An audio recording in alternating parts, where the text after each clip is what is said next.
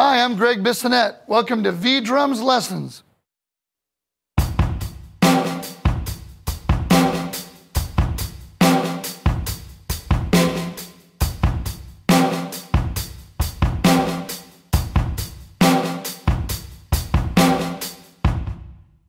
That groove and that sound, I'm so happy that my V-drums have that zeppy sound in one of the sounds here. That sound and that delay that Andy Johns is so famous for, the great engineer that took microphones up in the castle and put them all over the room and got that distant echo, slapback, sound. That particular groove is a song called When the Levee Breaks by Led Zeppelin. I know it's not exactly the way he played it. Nobody could play just like John Bonham. Although I have to tell you, a couple months ago, I played a double drum gig with Jason Bonham, his son. And if anybody has got his dad's feel and his dad's vibe, it's his own son, Jason. He's an amazing drummer. But anyway, I practice a lot with a click track, so I'm going to put up a click track here at 140 beats a minute. This is just a guess at where the tempo might be. And you want to try to really lock it in.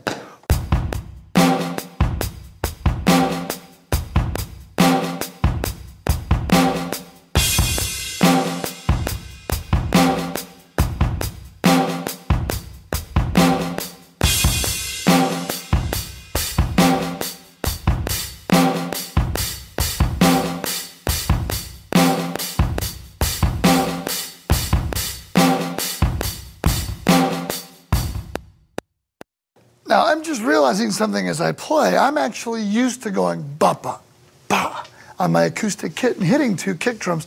I don't really need to hit 2 kick drums because it's in there. There's another song, since we've got this great sound up, that comes to mind as a signature John Bonham sound, and that's the Immigrant Song. Here's my impression, anyway, of that beat that John Bonham played with Led Zeppelin.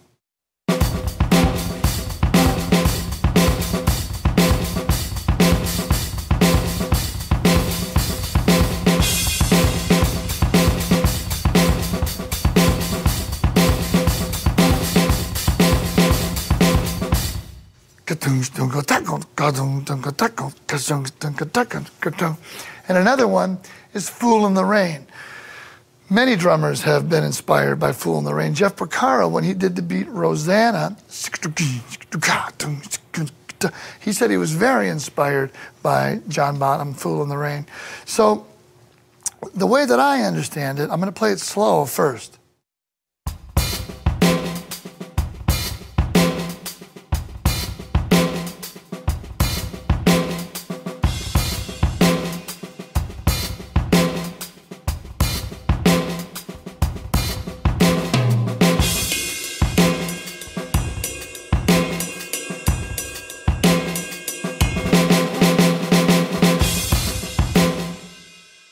And now a little more up to tempo.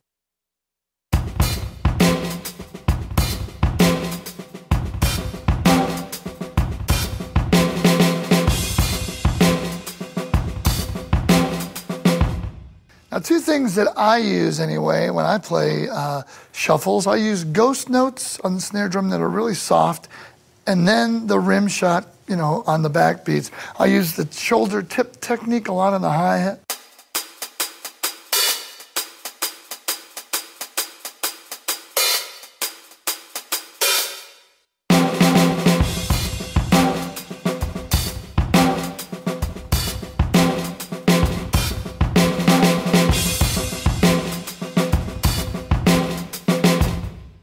So those are 3 of many, many, many, many John Bonham grooves we could play, but we don't have time to play them all. So I'm just going to go through those 3 again, and thank you for listening.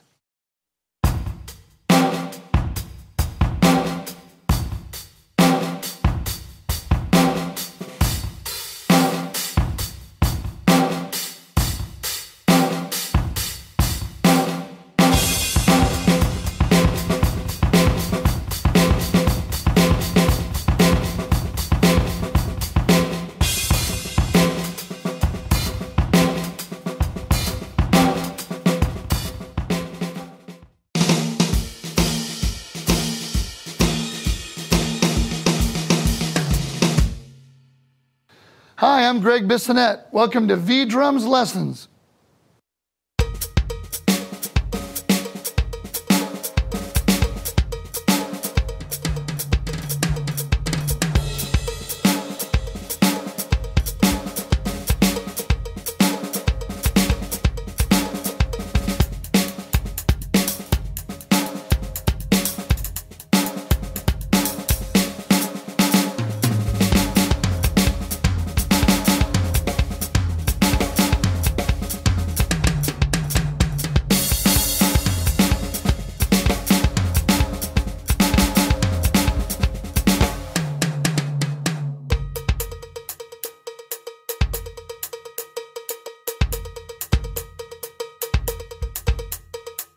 The most important thing, I think, and I'm not an expert, but again, I'm from Detroit, Michigan. I'm not from Havana, Cuba, but I'm getting a handle on clave with different grooves. And one of my favorite bands, NJ La Banda from Cuba, I listen and hear the drum set playing on these grooves. Years ago, there was no drum set until Changuito, Jose Luis Quintana, started playing many different grooves, and he's shown me so many of his great grooves, and he is one of the masters and the guy that really brought drum set into Afro-Cuban music. But you've always got to keep the clave in mind. And those grooves I was just playing there, I was thinking of a 2-3 rumba clave. There's 2-3 rumba, there's 2-3 son, there's 3-2 rumba, there's 3-2 son, and the clave is muy importante. So 1, 2,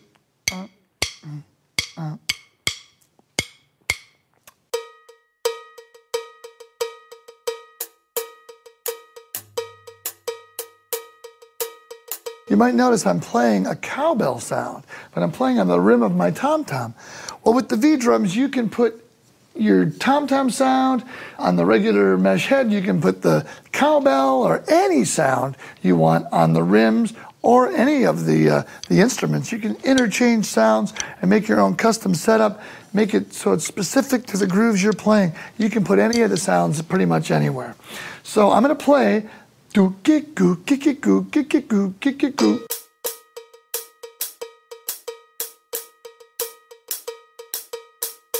Now the bass drum, Cuban grooves, Afro-Cuban grooves are not patterns per se. Like you wouldn't play this all the time. You'd be laughed at. That's not to be played all the time. You wouldn't play jazz like this.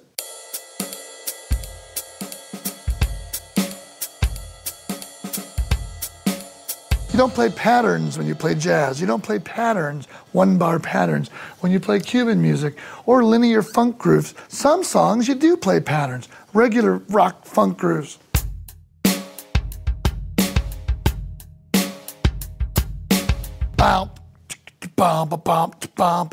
Those are locked-in patterns. But for the Afro-Cuban grooves we're going to do, we're going to improvise. It's kind of a jazzy type of approach where you improvise. You're completely making up what the bass drum plays. And one of my favorite bass players, John Pena, told me once when I first started playing Afro-Cuban music, don't lock in a pattern and don't put too much bass drum in there. Because remember, years ago, there was no drum set in a Cuban band. There was timbales, congas, bongos, claves, all kinds of things, but not a drum set. So don't feel like you've always got to play a bass drum pattern. So let me just improvise and play clave in my left hand, play cowbell here, and just improvise with some sparse bass drum activity.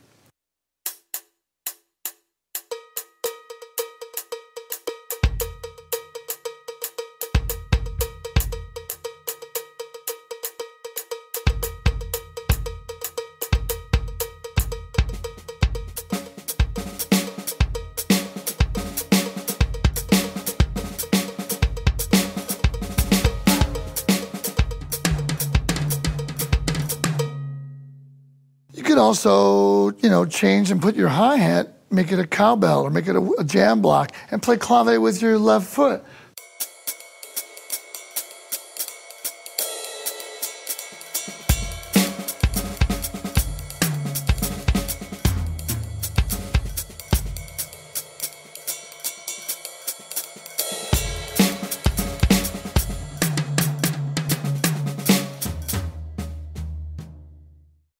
What I'd like to do now is show you a couple things with playing the clave with your left hand with a cross stick sound. 1, 2, 3, 4.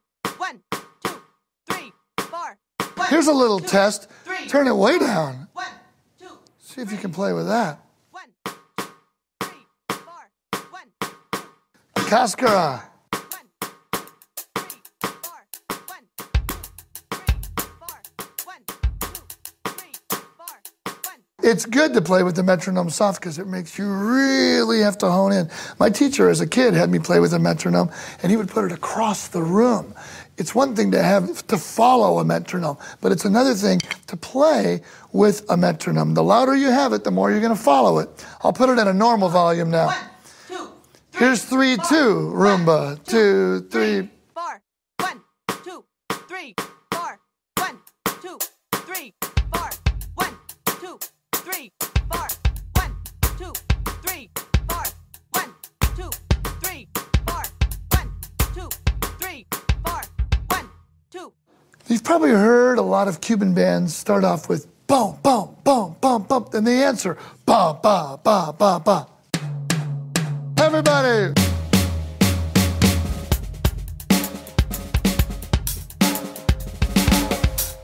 When you do that, you're actually stating the clave right away. If you play a 6/8 groove, you might not realize it, but there's a 3/2 rumba clave built into that 6/8 groove. 1, 2, 3, 4. 1, 2, 3, 4. 1, 2, 3, 4. 1, 2, 3, 4. 1, 2, 3, 4. 1, 2, 3, 4. 1, 2, 3, 4. 1, 2, 3, 4. 1. So remember, there's 4 different types. There's 2/3 rumba, 2/3 son, 3/2 rumba, 3/2 son. And it's important to stay in clave. Thank you for listening. I'll take you out with a little 2/3 rumba clave.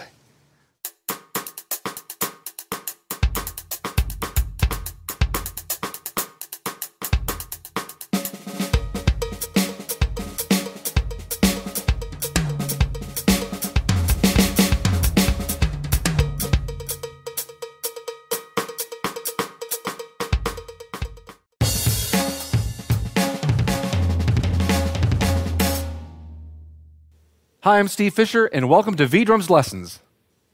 In this exercise, we're going to work on the independence between our hands and our feet.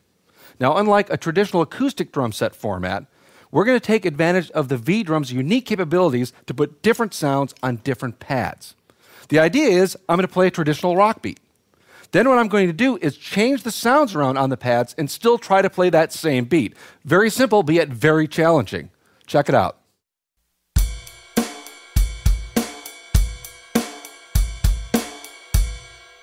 Now what I'm going to do is switch into reverse the kick drum and the snare drum. So now on the bass drum, I have a snare drum. And on the snare drum, I have a bass drum. Let's try to play that same beat.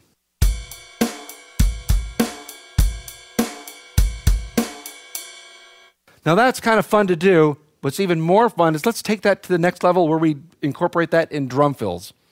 For example, I've got this drum fill here that I'm going to play. And I've got the traditional instrumentation here. Bass drums where it should be, snare drums where it should be in this case, and all the toms and everything. Here we go. Let's play it again.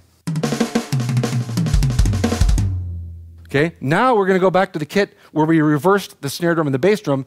Take another listen. Let's play it again. I'll play it slower for you this time.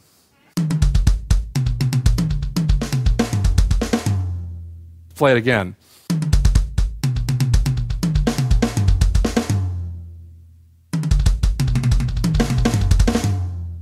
Looks very different, feels different, and it sounds very different. And all I did is switch the bass drum and the snare drum. Okay, let's take this to the next level. We're going to assign even more sounds to different pads. Check this out. On the ride pad, I've got the bass drum. On the bass drum pad, I have the snare drum.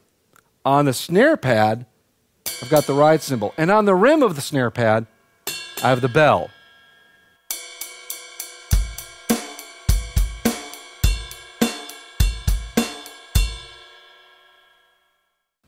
Now, it seems simple, but that's really challenging. But what's more challenging is when you start to play along with a piece of music. Because what happens is you start to go back into your habits of playing the instruments where they would normally be placed. So you really have to focus and concentrate. But again, it looks really cool because it looks really different. Check this out.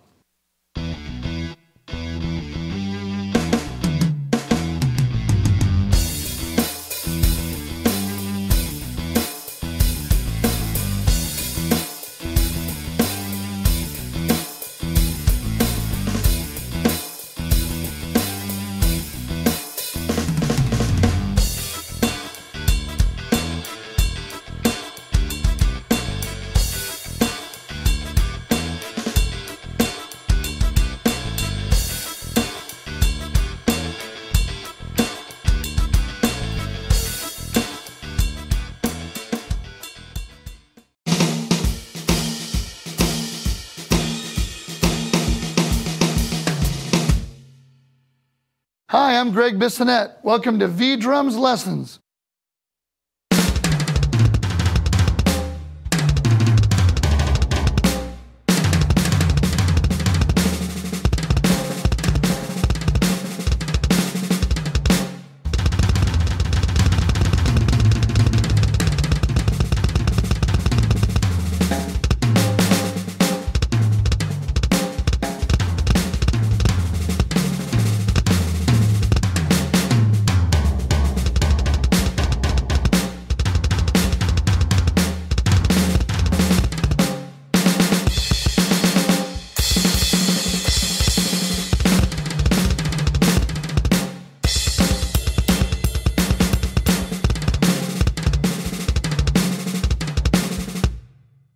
Most of those double bass fills I was mirroring the hands and the feet. If I played two hands, I'd play 2 feet.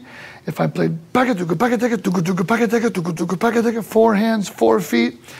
But there's one in particular for the shuffle that's 2, 2, 2, 2, 2, 6, 2, 2, 2, 6.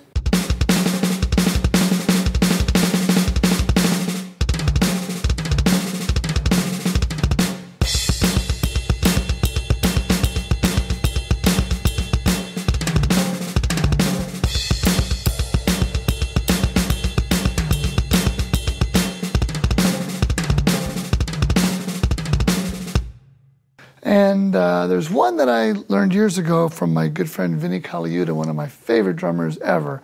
And he would play double bass with the right hand on the floor tom, left hand on the bass drum. Right hand on the floor tom, left foot on the bass drum. Left hand on the floor tom, right foot on the bass drum.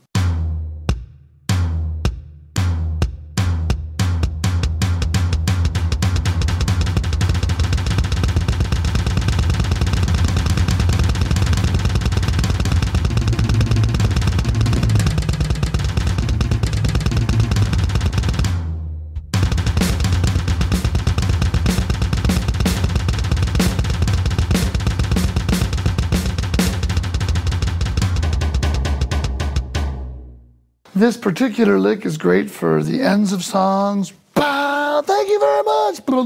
Rock on, Cleveland. We love you. Bow. It's great for drum solos. It's one of those licks that's just really powerful, and you can cross over into your snare. Whatever you do with double bass, whether it's double bass grooves or double bass fills, just remember that the music has to come first. The song has to come first. You wouldn't just put a double bass groove or a double bass fill in the middle of a song that wouldn't merit that. So make sure that you don't sound like the guy that just got a double bass drum pedal for Christmas. Make sure you put it in a song because it's supposed to be there. And I think you'll have a lot of fun with it.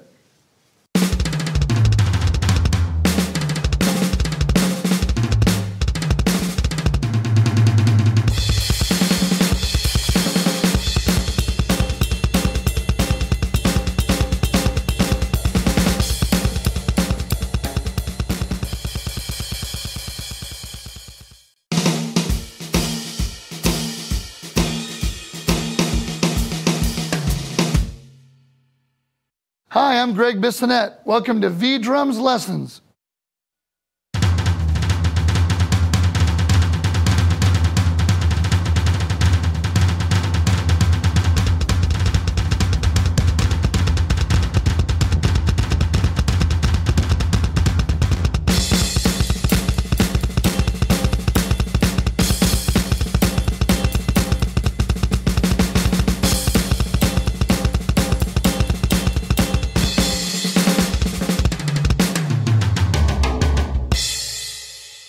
I'm a big fan of double bass drums. Louis Bellson was the first guy I ever knew about that played double bass, and I was told he played on an album in 1946 of Duke Ellington's called Skin Deep, where he was the first recorded drummer to play double bass. The next guy that I was into as a double bass drummer was Ginger Baker with Cream, with Eric Clapton and Jack Bruce. And Ginger used double bass periodically throughout songs, but especially at the ends of songs. But the guy that really turned my head around with double bass was Billy Cobham. And he came out with the Mahavishnu Orchestra and then his own band, the Billy Cobham Band, and just really turned the world of drumming on its ear. He is just an amazing pioneer. And Billy Cobham had an album called Spectrum. And on that album, Spectrum, there was a song called Quadrant 4. Later, in 1984, the album was called 1984, Van Halen had a song called Hot for Teacher. And Alex Van Halen told Modern Drummer magazine when they asked him, how did you come up with the groove on Hot for Teacher? He said, well, I kind of just ripped off like a Billy Cobham beat. And that's pretty much what he did, but he changed a few things. Billy Cobham used the ghost notes, and for those of you who are beginners, the ghost notes are the softer, the shadow notes. Billy Cobham put the ghost notes on his left hand.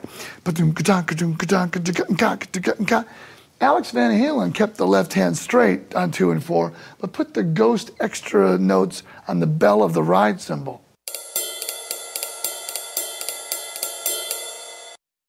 And in doing so, this is the way he played Hot for Teacher. I'll start slow and I'll get quick.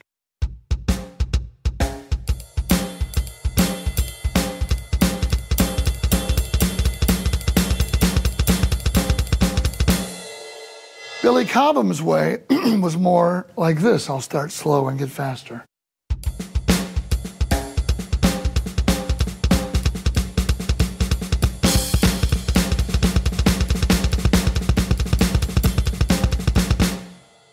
There was also an album around, I think it's about 1978, called There and Back with Jeff Beck, where Simon Phillips did a Billy Cobham-ish kind of a groove, but he played in 7. He played 1, 2, 3, 4, 5, 6, 7, 1, 2, 3, 4, 5, 6, 7, 1, 2, 3. And as he would say in his British country gentleman accent, I just sort of lobbed off the last eighth note on the end there, you know.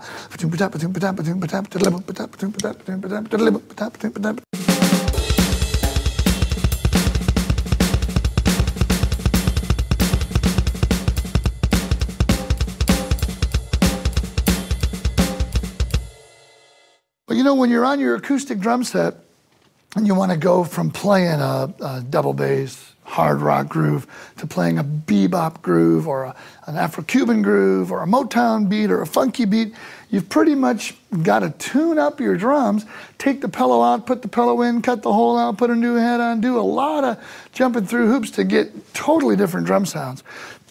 With my TD-20, I can just turn, you know, a knob here. I can go to my chain of all my favorite sounds and just plus or minus down and get completely different sounds for the styles. And that is so important.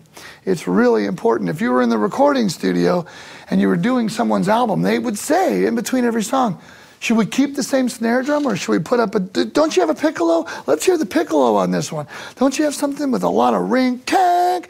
Don't you have anything that's doof? Yeah, so we would change snare drums often for every song. And you can change the padding in the drum, but it takes a while. If you're live, you can't do that. Well, you can now. So anyway, just put it on, you know, your chain of your favorite grooves, plus or minus, down to your favorite sounds. And we'll use lots of different sounds as we're playing these different grooves. The number one thing that I find is kind of funny is that I lead with my left foot. Most double bass drummers that I know lead with their right foot.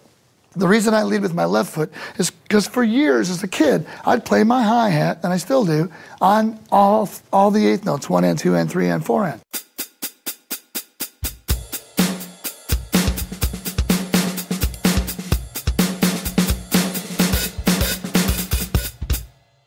That enables upbeats when you hit the hi-hat. Playing on eighth notes is a good thing. Well, I would just bring my left foot over to the left double pedal or the left bass drum and put the right bass drum on all the upbeat 16ths. E, 1 E and 2 E and.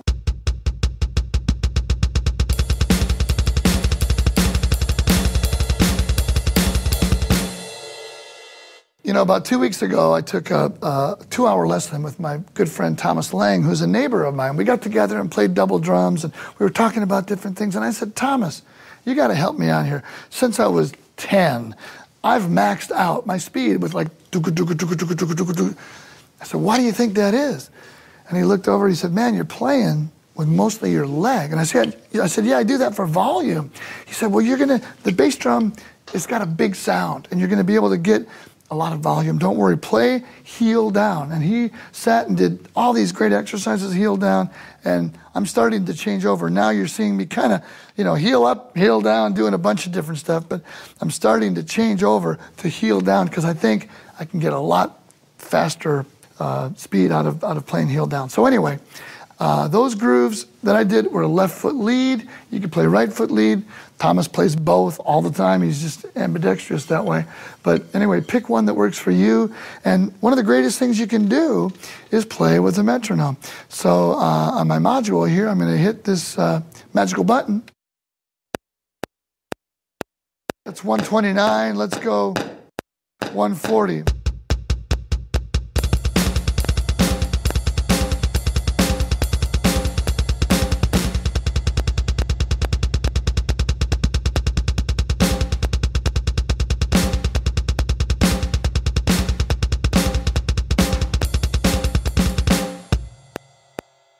So whenever you can practice with the metronome, it's great. And I know the obvious thing that everybody loves is that in the middle of the night, 2 in the morning, you can't sleep, you come down, you put on your headphones, you're not gonna wake anybody up because you just turn off your speaker, and with this amazing Roland TD20 kit here, you're just gonna have your headphones on and play along with your favorite songs of your music. Anyway, so that's my little take on some double bass grooves. Next, we'll talk about double bass fills.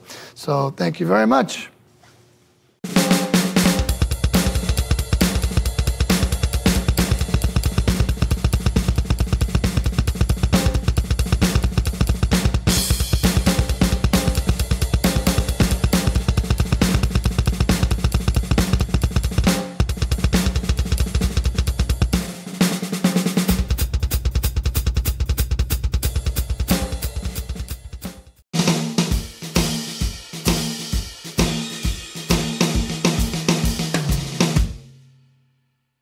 Hi, I'm Greg Bissonette. Welcome to V-Drums Lessons.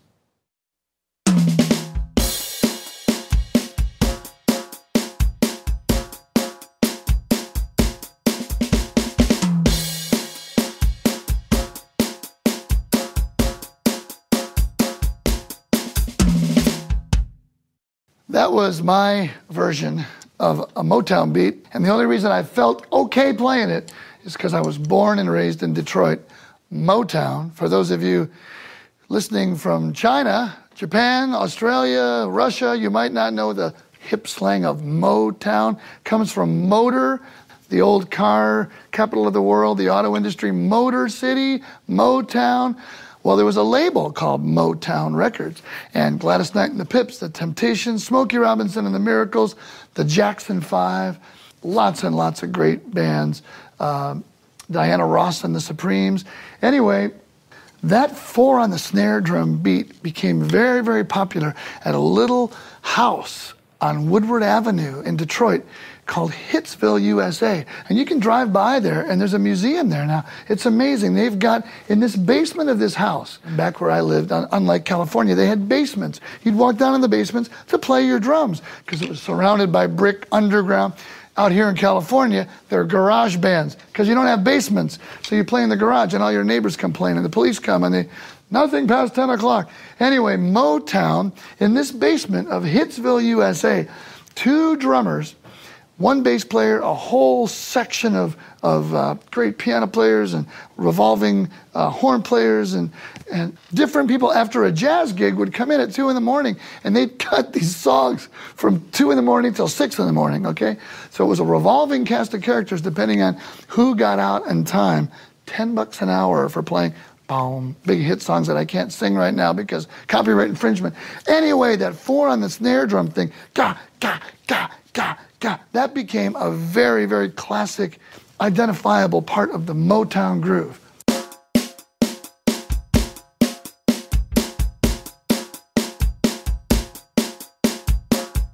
Now I'm shoulder and tipping the hi-hat. Shoulder tip, shoulder tip.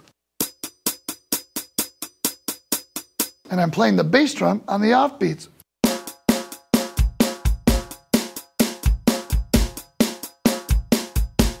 Now my understanding is that there were 2 drummers and each drummer had their own little specific fill. I know there was Benny Benjamin, there was Pistol Allen, Uriel Jones, and these drum set players that was 3. They didn't play with 3 at a time, they played at 2 at a time, but again, they were revolving. So one guy's whole gig would be this.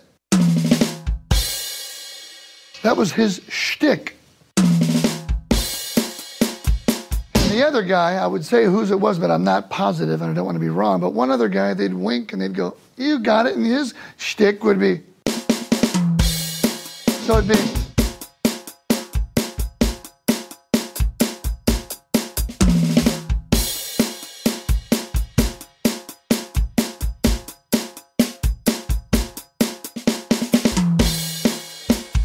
and they would make up songs on the spot. The artists there, the producers there, the writers there, the charts, and this is part of the magic of the Motown groove. So that one groove in particular, 4 on the snare, is probably, if somebody says to you, hey, play a Motown groove. I had a student last week, he wouldn't know what a Motown groove is if it bit him in a dark alley. But I'm telling you, if you play that groove, you're gonna be okay. Hey, Jimmy, Johnny Bag of Donuts, play a Motown groove. If you throw in the fills, extra credit.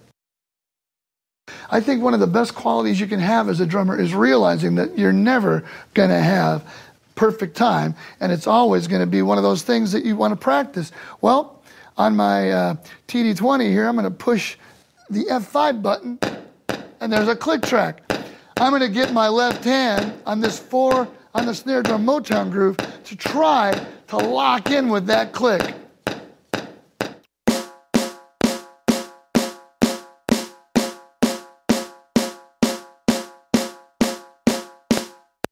Now, besides the last one that was way off, if you saw that on a grid or listened to it over some nice speakers in the studio, you'd say, pretty much that was okay, but 1 in the 4th bar was kind of off, 1 in the 7th bar was kind of off. You want to get that groove right on. So now I'm going to try to play the whole groove with the click.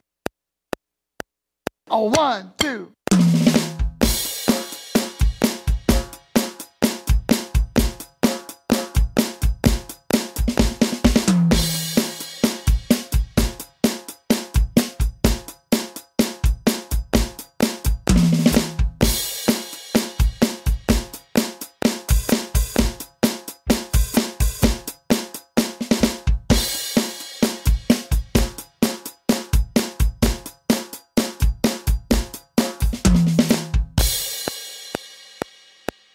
Now my goal there was to try to make the click track disappear.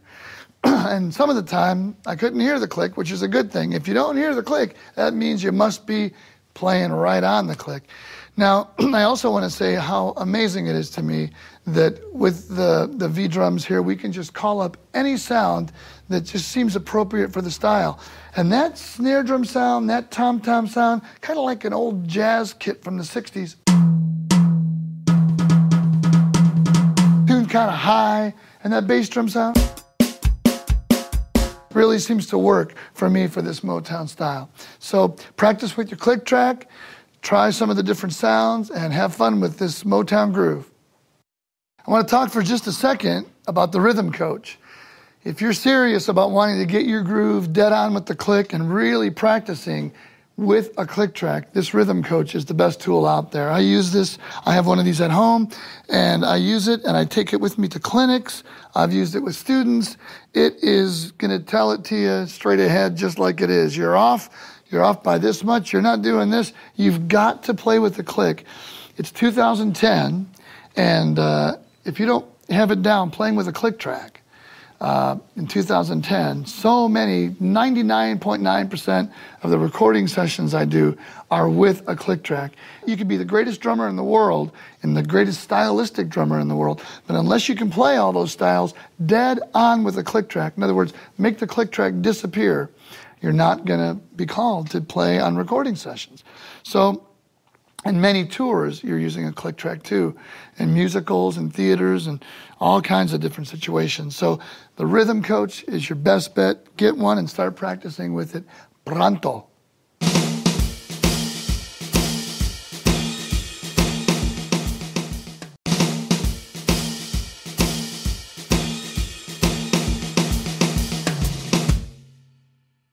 Hi, I'm Greg Bissonette. Welcome to V-Drums Lessons.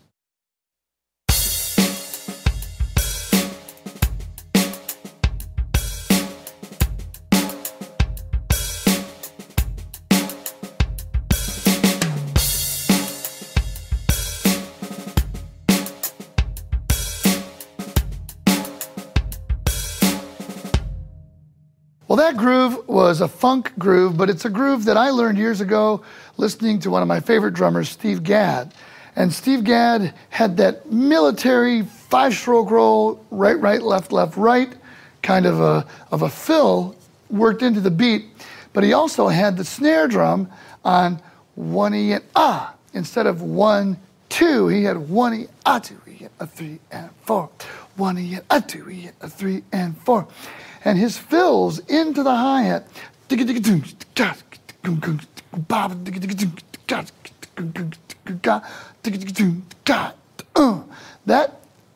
bass drum there, 1E and a 2E and ah. So you're really accentuating the uhs. And for those of you who don't really understand the counting system, 1E and ah, 2E and ah, 3E and ah, 4E and ah, 1E and ah, 2E and ah, 3E.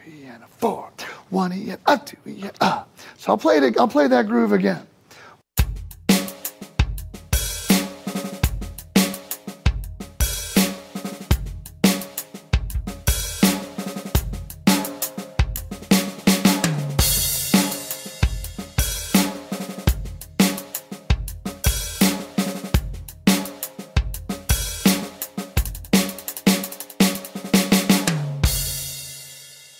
Now that last little fill I did, again, those were 5-stroke rolls in a funk style. Right, right, left, right. So you're playing right, right, left on the hi-hat, and then a right on the snare drum. Right, right, left, right, and then you reverse it. Left, right, left, and then again, right, left, right, and it sounds like this. 1, 2, 3, 4. 2, 3, 4. So that's kind of a way to get out of that groove. I'll play the groove again, and I'll use the 5-stroke rolls in the groove, but then I'll come out of the groove with the fill that goes alternated 5-stroke rolls from the hi-hat to the snare. Here we go.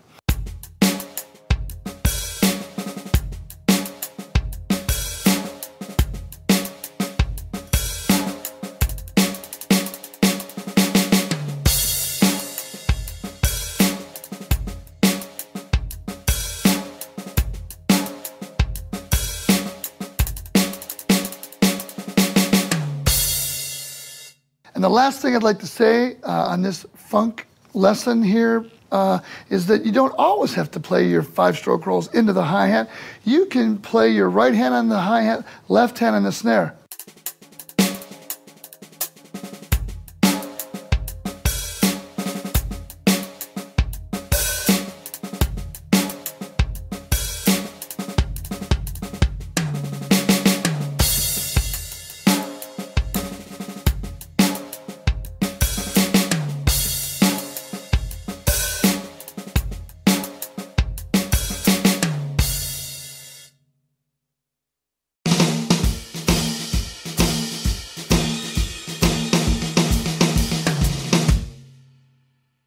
Hi, I'm Greg Bissonette. Welcome to V-Drums Lessons.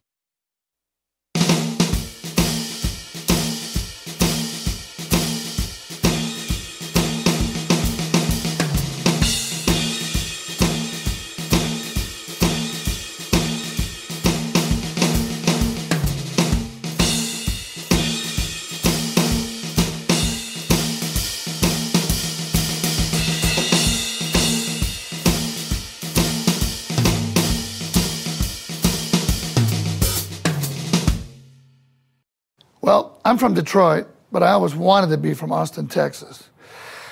That's a shuffle that's reminiscent of one of my favorite Austin, Texas shuffle drummers, the great Chris Whipper Layton, who came to fame with the Stevie Ray Vaughan group, or Stevie Ray Vaughan Double Trouble.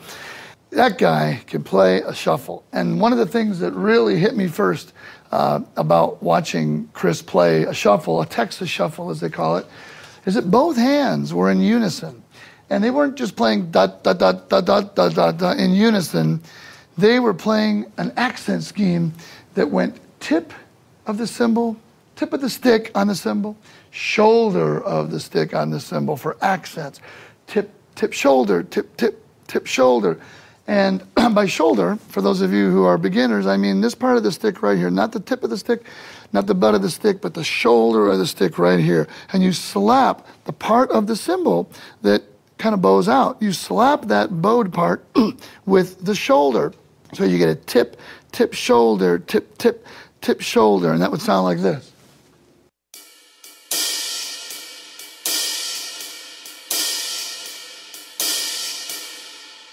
Now you're also going to do the same thing with the snare drum. You're going to play middle of the snare, and then a rim shot.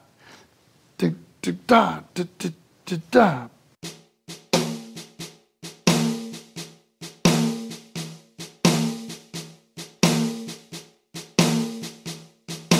I love this tuning now. It's got that low sound, but it's also got a nice honk. Dun, dun, kang, dun, dun. That honk often disappears when your guitar players enter in and a lot of the frequencies cover it up. But anyway, the feet are just going to play 4 on the floor with the bass drum,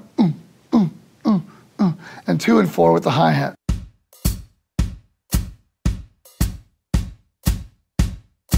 One of the most popular licks or fills is actually a rudiment. I'm going to play a left rough. I'm going to play right, right, left. Now just with the flam, if you're playing a left flam, the left stick is high. Right, left. If you're playing a right flam, the right stick is high. Left, right. Well, with the rough, a left rough is when the left stick's high. Right, right, left. And I'm going to swing it.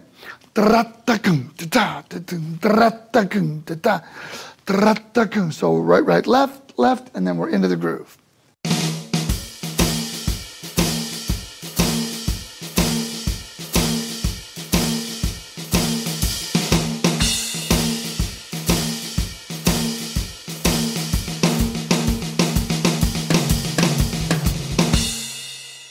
Now that little fill I did right there, right, left, left, right, left, left, it'll just lay there if you don't really accent the third note of the triplet. Right, right, left, right, right, left. You're going to accent each one of those lefts.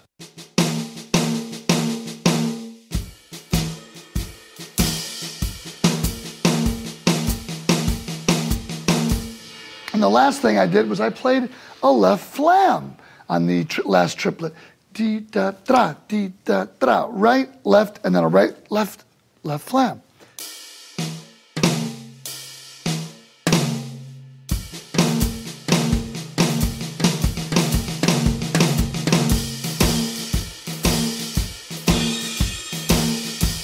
If you listen to any great Texas shuffle guitar player, they don't go chunk, ka-chunk, ka-chunk. They go chung, ka-chung, ka-chung, ka-chung, ka-chung, ka-chung, ka-chung, ka-chung. They even get this rolling move with their right hand.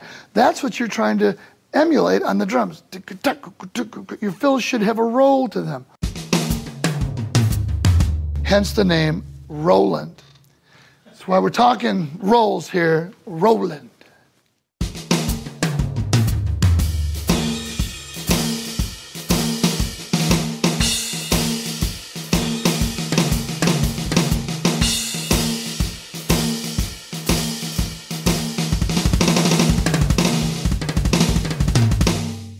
That actually wasn't a Chris Layton lick. That was a Terry Bozzio lick, who used to live in Austin, Texas, but played that lick with the Brecker Brothers on an album called Heavy Metal Bebop. I'm getting off topic here. Anyway, the Texas Shuffle, Chris Whipper Layton, unison hands, right, right, left, as a fill. Thank you for listening, and I'm going to shuffle off to Buffalo.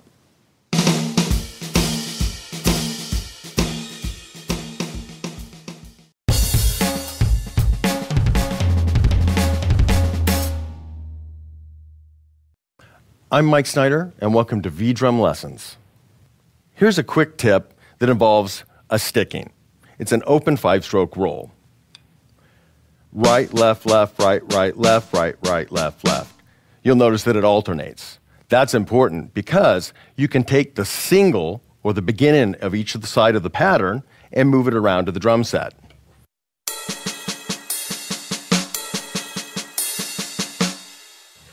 Taking that a step further, add the bass drum on the single.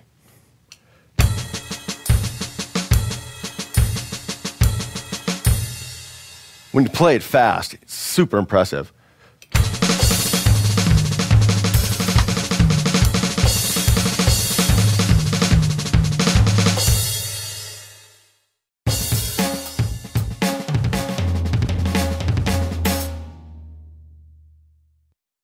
Hey everybody, I'm Johnny Rabb. Welcome to V-Drum Lessons. Here we got the Rhythm Coach RMP5. It's awesome. Tons of sounds inside of it to be able to practice whatever sound I'd like. Also different functions to help improve my timing, coordination, accuracy, and just independence. Everything you can imagine all in one box. So come on, check out these lessons. Hopefully you'll improve. All right, let's check out a single paradiddle using the function in coach mode, auto up down on the Rhythm Coach. What auto up down does is allows me to choose, for example, B1, which allows the metronome to go up 1 BPM every beat. So first, let's just check out what that does using right, left, right, right, left, right, left, left sticking. Here we go.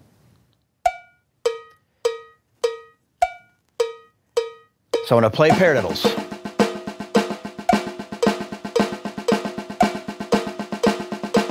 Notice the top of the screen shows time check still in effect.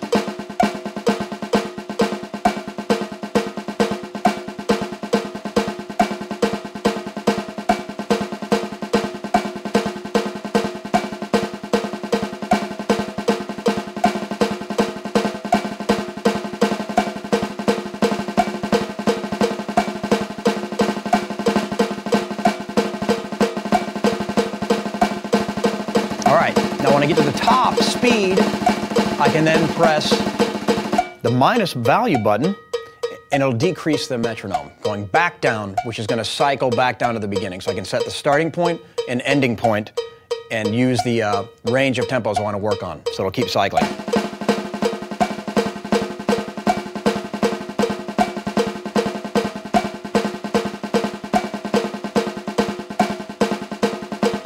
So I can practice this all day long in that same range, cycling, looping back and forth from my starting tempo to that top ending tempo we chose. All right, you get the idea. Let's stop it. So that's the paradiddle using auto up down, and use that with any rudiment you'd like or any sticking you'd like. It just gives you a good gauge on where to judge what tempo you can get to, and you'll find yourself increasing your speed probably on a daily basis. So check it out.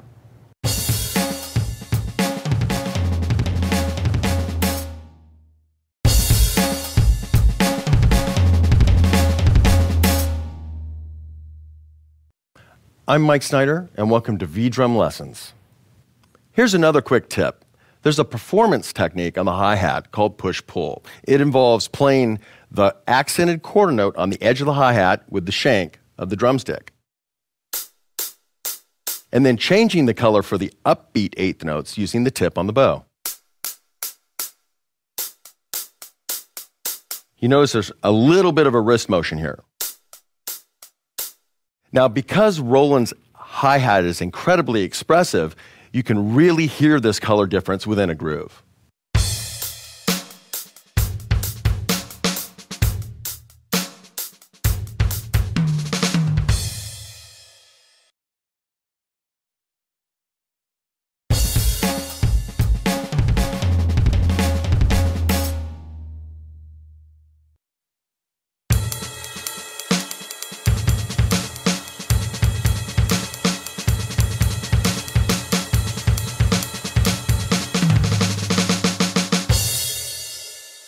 I'm Mike Snyder. Welcome to V-Drum Lessons.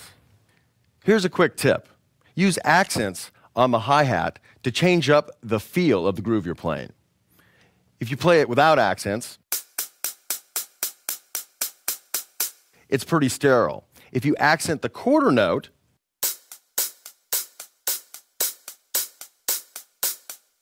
it has a lot more life. Let me demonstrate.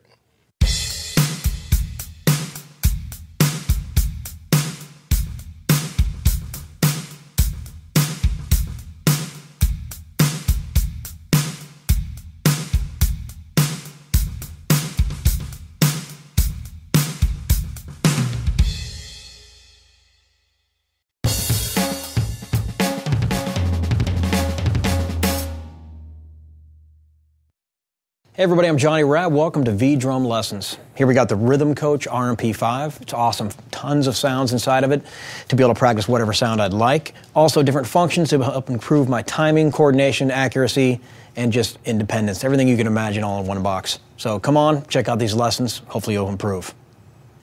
In this lesson, I want to focus on paradiddles between the hand and foot. My left hand and right foot using the bass drum.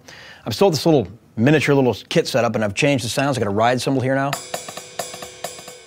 Velocity sensitive, gets that bell going. Change the snare and different kick. What's also cool is I've got 22 different patterns I can play along with inside the Rhythm Coach. So what I've chosen for metronome is, okay, and we'll get to that in a minute. Let's go ahead and show you the sticking. Right hand, 8th notes. No big deal if you want to accent or not, just 8th notes on that ride cymbal. But we're going to do the paradiddle sticking broken up between the hand and foot, starting with bass drum. So here it is.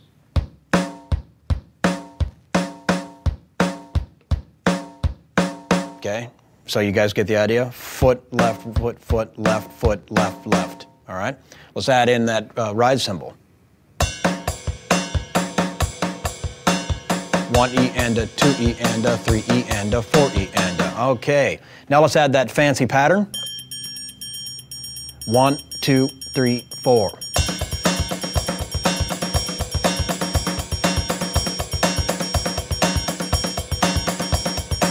Okay. All right, now we're going to change the pattern, and I'm going to start with the left hand lead.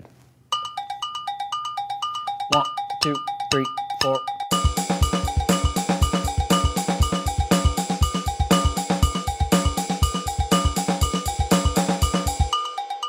All right, now let me show you a little, kind of an advanced idea if you get the hang and you're mastering those paradiddles between the hand and foot. We're going to now do accent patterns. So you can either do quarter note accent, 1 and 2 and 3 and 4 and, or 1 and 2 and 3 and 4 and, accenting the offbeats. Now notice the sound changes because of velocity. Softer, and the accents, I get that ride bell. So that's pretty cool. So let's go ahead and do, let's start with the downbeats, and you'll hear that. 1, 2, 3, 4.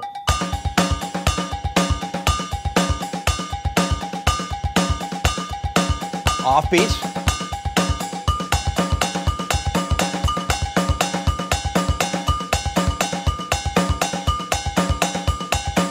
Okay, and you can do that with both and flip-flop those exercises. So enjoy paradiddles.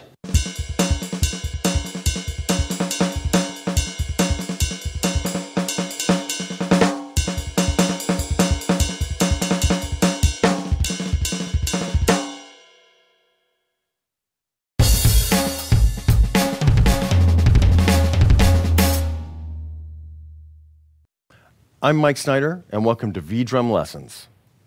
Here's a quick tip. Roland electronic drums bring with them an incredible sound palette. I can play what is a very simple pattern. Let's say bass drum and snare drum.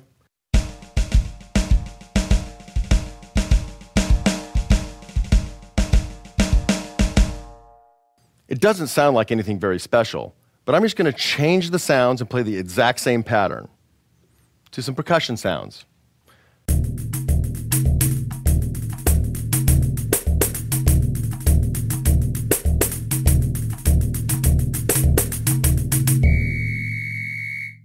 What was kind of simple and mundane becomes very cool. Try it.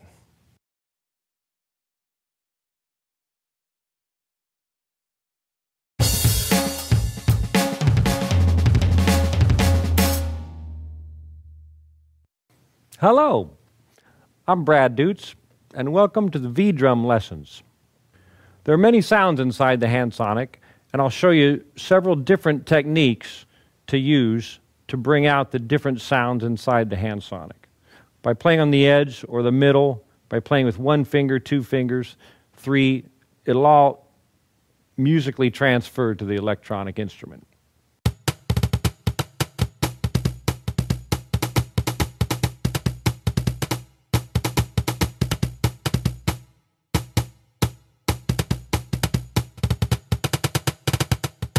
On the HandSonic 10, kit number 3 is a cajon. The cajon is a box. They're either from Peru or Cuba. There's a bass or a low tone on a box in the middle, and there's a high tone or a slap on the box as well. Now, with the HandSonic, you have all that right here. You have the low sound, slap, tone, slap, bass. Then here is a little bit higher pitched bass, and you achieve that on a cajon by putting your foot on the box so you can kind of raise the pitch a little bit. So now we have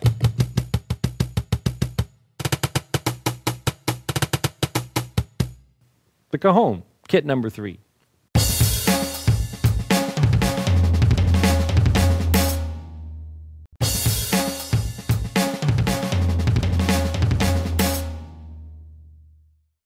Hi, I'm Steve Fisher, and welcome to V-Drums Lessons.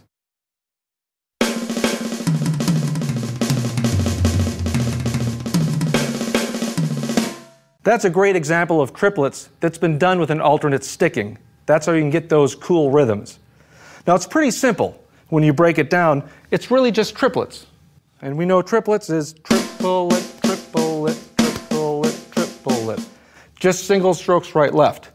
Let's use our metronome just to, as a gauge here. 1 ti-ta, 2 ti-ta, 3 ti-ta, 4 ti-ta, 1 ti-ta, 2 ti-ta, 3 ti-ta. So you get the idea, it's triplets. Here's the sticking that's going to be different.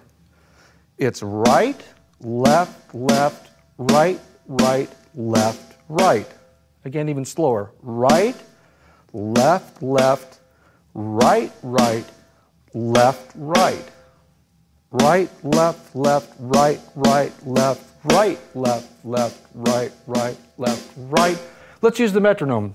1 ti-ta, 2 ti-ta, 3 ti-ta, 4 ti-ta. Right, left, left, right, right, left, right, left, left, right, right.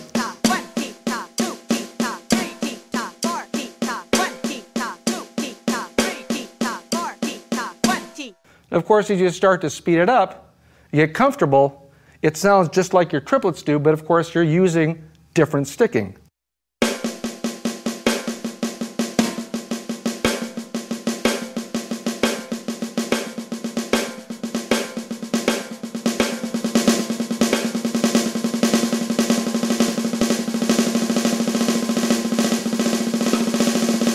Now we can move that around the drum set, just like I was doing in the first example.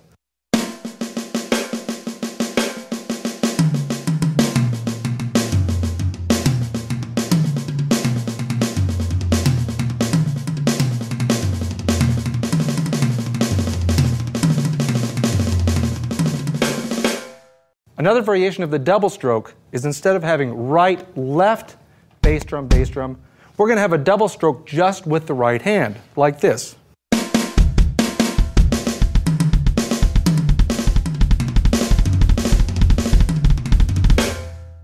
Now, if you noticed, my left hand really wasn't doing anything. And of course, you can open up to doing things like stick twirling and impress the audience, whatever you want to do. In this case, I'm going to incorporate it in the groove by playing quarter notes on the hi-hat. So just quarter notes.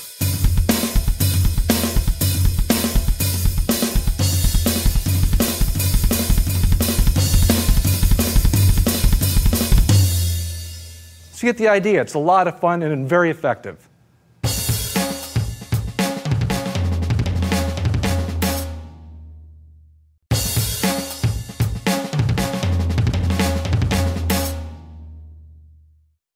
Hi, I'm Steve Fisher, and welcome to V-Drums Lessons. As you know, fills are very important because they have to match the groove that you're playing. And of course, that groove that you're playing has to match the genre or the style of music that the whole band is playing. So they're very, very important. Now what I'm going to do here is I'm going to play a rock ballad, and you be the judge which fills are correct and which fills are not quite correct.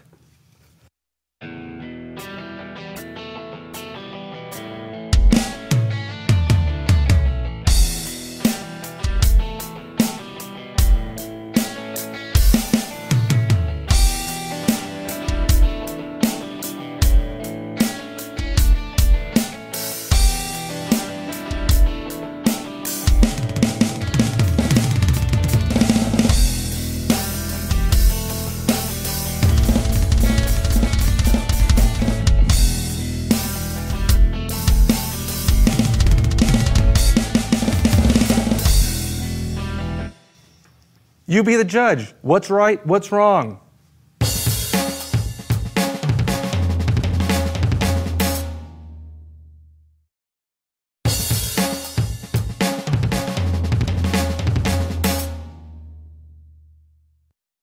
Hey everybody, I'm Johnny Rabb. Welcome to V-Drum Lessons. Here we got the Rhythm Coach RMP5. It's awesome. Tons of sounds inside of it to be able to practice whatever sound I'd like. Also different functions to help improve my timing, coordination, accuracy, and just independence. Everything you can imagine all in one box. So come on, check out these lessons. Hopefully you'll improve.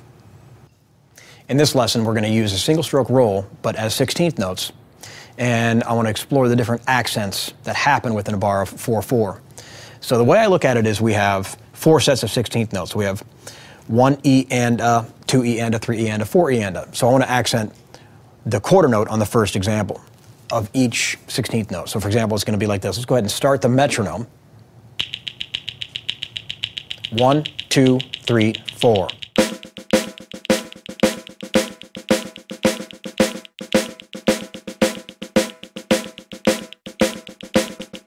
So now let's go ahead and do the second 16th of every beat. So 1 E and a, 2 E and a, 3 E and a, 4 E and a. All right, and you notice too on the RMP5 that we have it in time check mode, which allows me to tell if I'm right on the beat, ahead of the beat, or behind the beat again. And at the same time, we're able to change through multiple styles of metronome sounds. So right now I have it on sort of a clicky sound to differentiate between the snare and the metronome. So let's do the second 16th note. Here we go. 1, 2, 3, 4.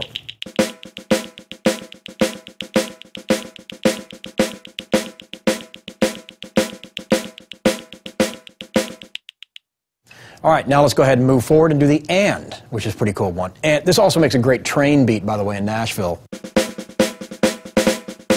So this is a good exercise for that. So let's go ahead and hear what that would sound like.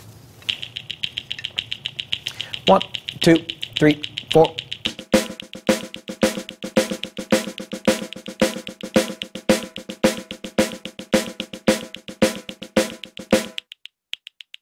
Now finally what we want to do is we want to do the so 1 E and 2 E and 3 E and Now the E's and U's are always tough because to me they aren't the strong notes of the measure. They're the E's and the offbeats, all right, of the 16th family.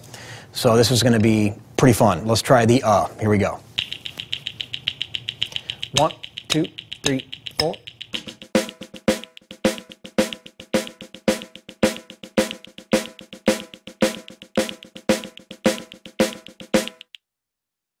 And the last thing I want to do is this is a really fun one and a little tricky. We're going to do an exercise where we hit the downbeat on beat 1. Beat 2, we hit the E of 2. Beat 3, we hit the and of 3. And beat 4, we hit the of 4. So it's going up the ladder. 1 E and a, 2 E and a, 3 E and a, 4 E and a. So it's all of the ones we just practiced, but only now built up in succession in one measure. So here we go. 1, 2, 3, 4. Okay, again. Now let's put them together.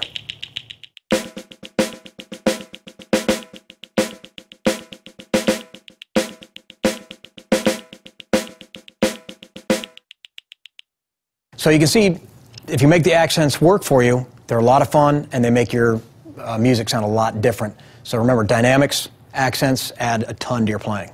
Right on.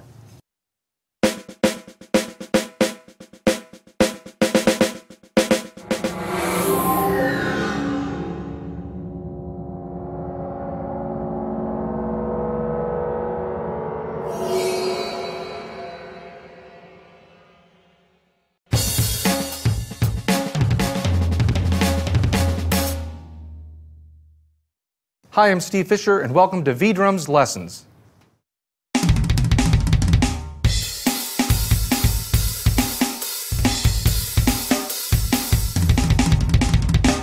Those were triplet fills.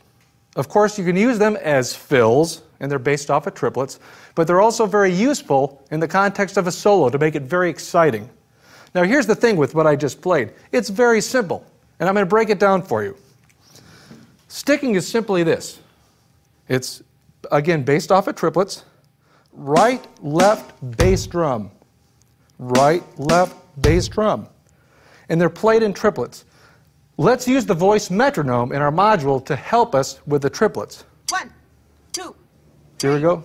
So four, it's triplet, triplet, 3, triplet. 4, 1, 2, 3, 4, Right, left foot, right, left foot, right, left foot, right, left foot. 1, 2, 3, 4, 1. Let's speed it up a little bit. 3, 4, 1, 2, 3, 4, 1, 2, 3, 4, 1, 2, 3, 4, 1, 2. Speed it up a little more. 4, 1, 2, 3, 4, 1, 2, 3, 4, 1, 2, 3, 4, 1, 2. Again, just the same sticking, only faster. 3, 4, 1, 2, 3, 4, 1, 2, 3, 4, 1, 2, 3, 4, 1, 2. Even faster. 4, 1, 2, 3, 4, 1, 2, 3, 4, 1, 2, 3, 4, 1, 2, 3, 4, 1, 2, 3. Now, at that same tempo, just to give you a little bit better idea of what I was doing at the beginning, I'm simply using the same sticking, just hitting different toms.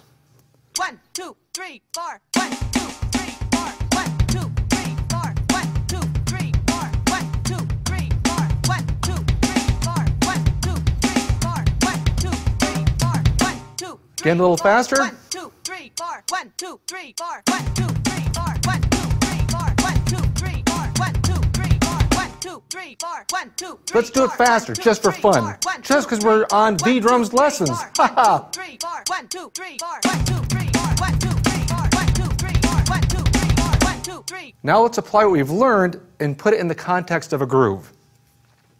1, 2, 3, 4, 1, 2, 3, 4, 1, 2, 3, 4, 1, 2, 3, 4, 1, 2, 3, 4, 1, 2, 3, 4, 1, 2, 3, 4, 1, 2, 3, 4, 1, 2, 3, 4, 1, 2, 3, 4, 1, 2, 3, 4, 1, 2, 3, 4, 1, 2, 3, 4, 1, 2, 3, 4,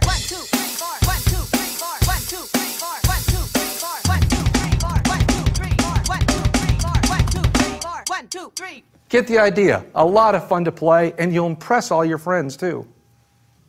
Now let's take that triplet fill and take it even further by adding even more instruments on the drum set. Take a listen.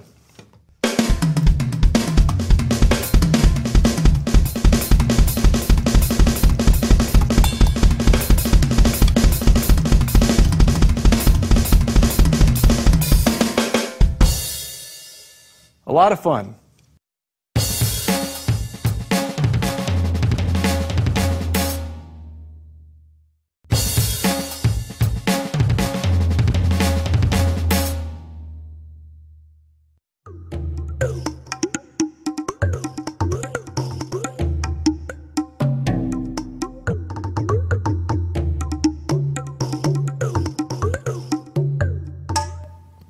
Hello, I'm Brad Dutz, and welcome to the V-Drum lessons.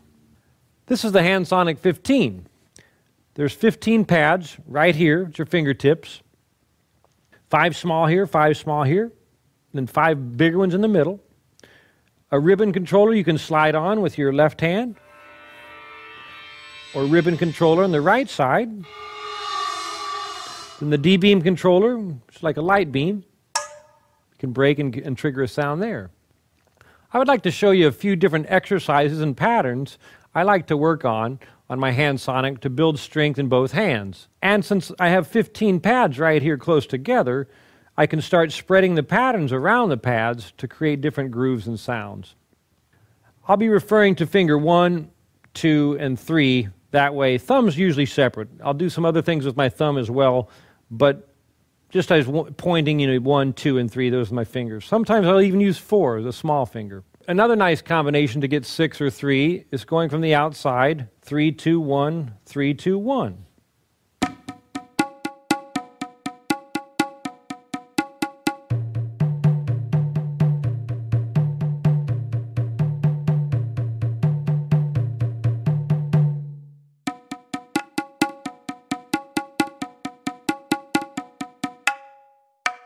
There's a nice way to get a quick rougher roll by a quick 3-2-1 or 3-2-1 in the other hand. You want to always practice both to try to keep each hand building a strength. So here's 3-2-1 in my right, going to my left. After I practice that, I want to do the other side. 3-2-1 in my left, going to the right.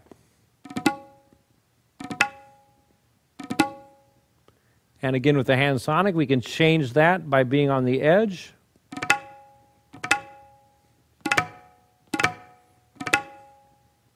And then after that, following the strokes with single strokes. It's another good way to practice.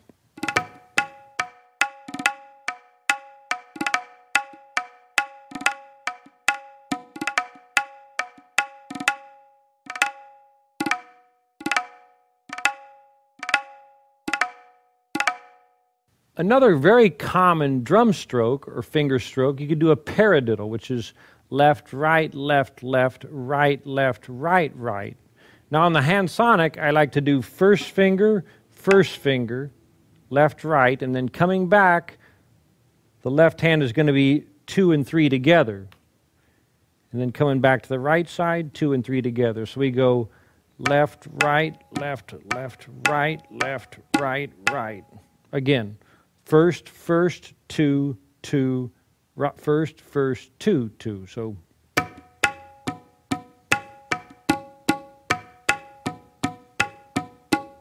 or up here.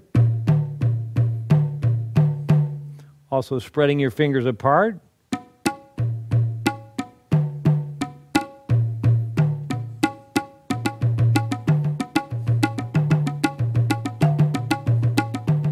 Really nice about having the pads close together. Now we can get several sounds with the paradiddle.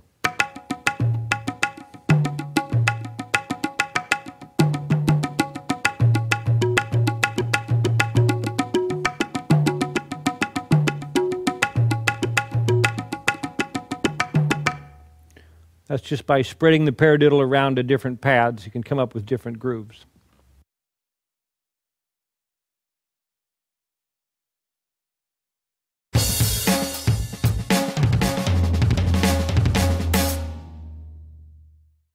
Hi, I'm Steve Fisher, and welcome to V-Drums Lessons.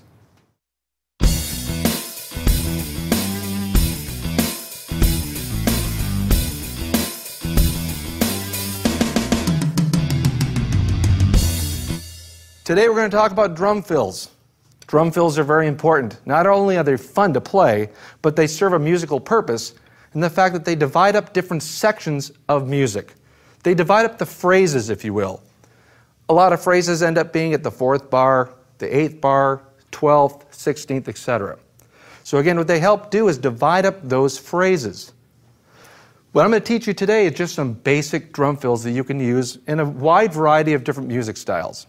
We're going to break that drum fill that I just did. I'm going to break it down to just playing the snare drum so you have a good idea of what it takes to make that drum fill. Now that drum fill was a full bar. And how we're going to do this, to be able to explain it, is I'm going to play the music, I'm going to count for you so you know when the 4th bar is going to happen. Now, of course, it's always good to play with the metronome, but what we're going to do here is the Roland modules have a very unique metronome type of instrument. It's called human voice, and it actually is a human voice counting. And it's very helpful for not only finding out bars and things like that, but helps you find out literally where in the beat you are. 1, 2, 3, 4. So let's give that a shot. 1, 2. You can hear our voice metronome. 1, 2, 3. Now what we're going to do is we get to that 4th bar of the phrase, which I'll let you know, and we're going to just play right, left, right, left, right, left, right, left, etc. There's no doubles, there's nothing fancy. We just need to make sure that we play those 16th notes in time. So here we go, let's give it a shot. 1, 2, 3, 4. 1, 2, 3, 4. 2, 3, and here we go. 1, 2, 3, 4. 1, 2. So you can hear that whole 4th bar was nothing but a drum fill. Now let's slow that down just to make sure you got it. Take the tempo and slow it down. 1, 2, 3. Here we go. 4. 1, 2, 3, 4. 2, 3, and here we go.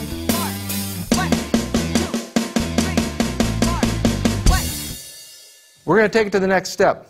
We're actually going to take that same rhythm, that same 4 bars, same rhythm, but we're going to spread it around on the tom-toms. It's going to sound something like this. Again, I'll actually do it slower.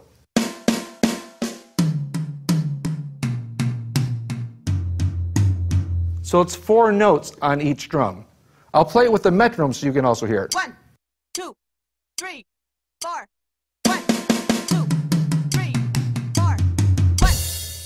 Now you also notice right there, notice how I hit the crash and the bass drum together?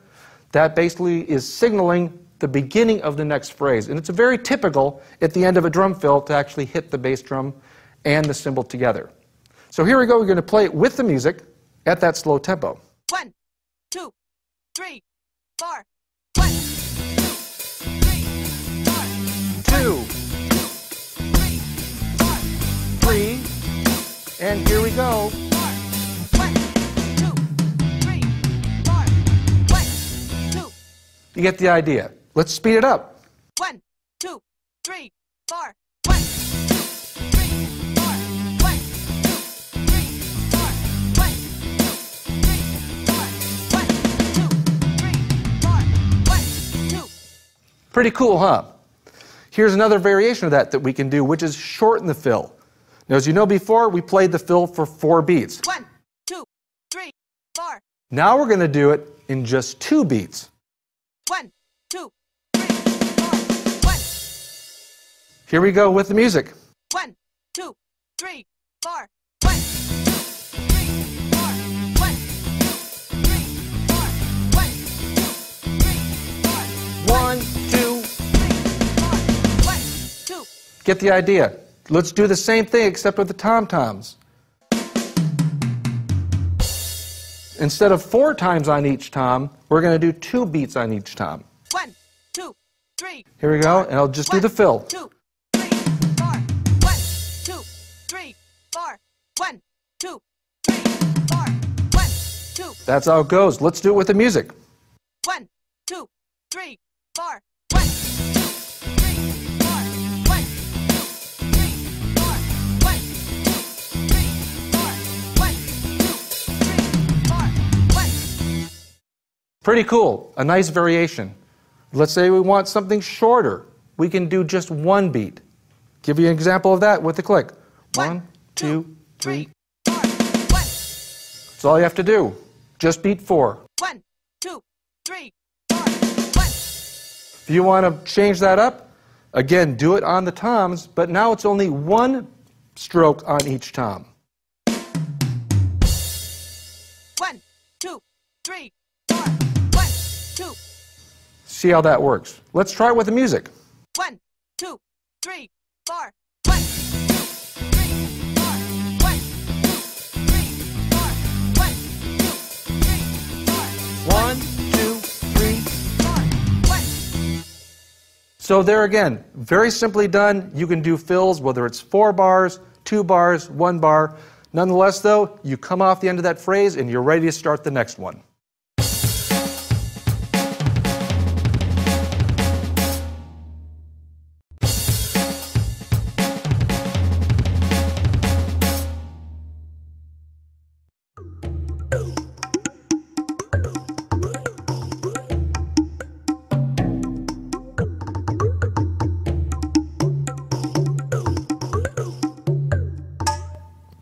Hello, I'm Brad Dutz, and welcome to the V-Drum lessons.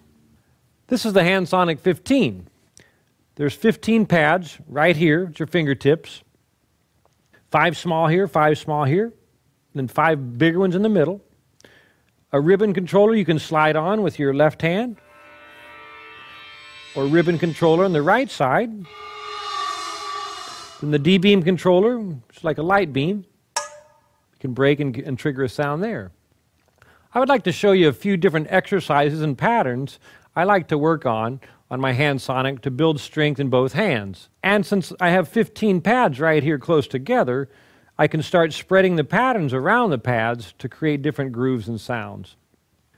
I'll be referring to finger 1, 2, and 3 that way. Thumb's usually separate. I'll do some other things with my thumb as well, but just as pointing, 1, 2, and 3, those are my fingers. Sometimes I'll even use 4, the small finger.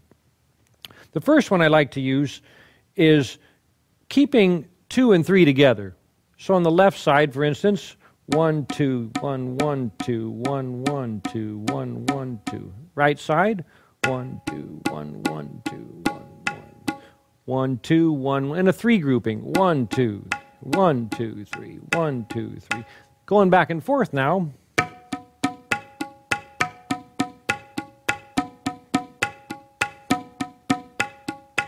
Then if you move your finger up a little higher, then all of a sudden I'm playing 4 pads.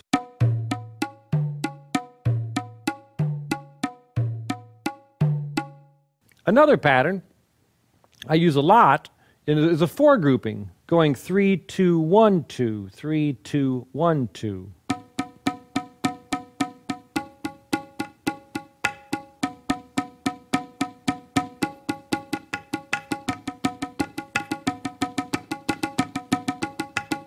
Now you can play rapidly using different combinations of these groupings. Anyway, like that, you can get a lot of facility using your different fingers. Here's a 4 grouping I like to use, using these 2 fingers and this one answering with these 2 fingers.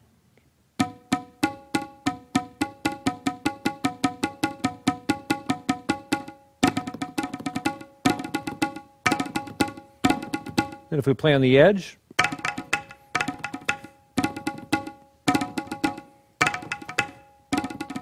that's just by going 1, 1, these 2 together, 2 and 3. 1, 1, 2, 3, 2, 3.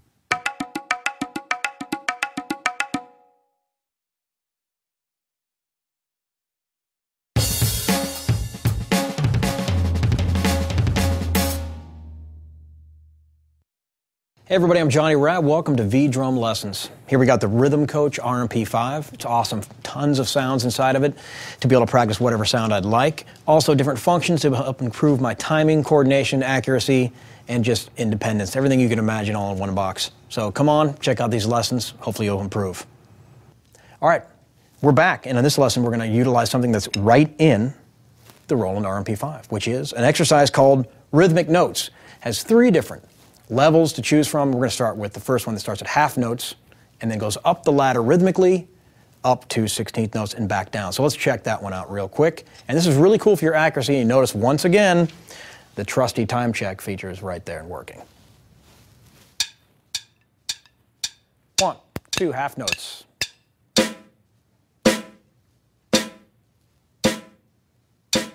Quarter notes now, a little behind. 8th notes, triplets. That'll always get you. 16ths. Not bad. Back down to triplets.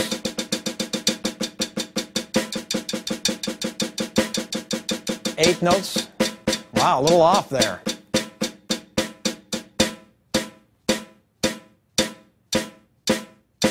Okay, so you can see now that what's going on is I need to practice more, but instead, let me show you round 2, or step number 2, which is Rhythmic Note 7. All right, this is going to have included in it some different rhythms, so let's go for it. Here we go. 1, 2, 3, 4.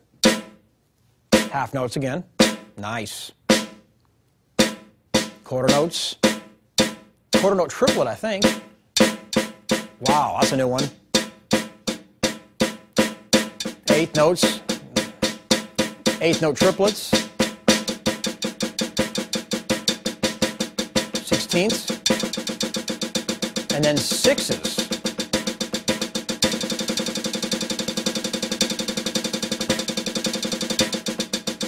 Back to 4, triplets. Nice. 8th notes, back down to quarter note triplets. Quarter notes, a little off at the end there, and half notes. Wow. And we're done. So, I don't mind that I'm rushing, dragging. What I dig is the fact that I can check myself. So let's do the final one that has 9 total notes, which is going to go up to a grouping of 5 and a grouping of 7. Here we go, half notes.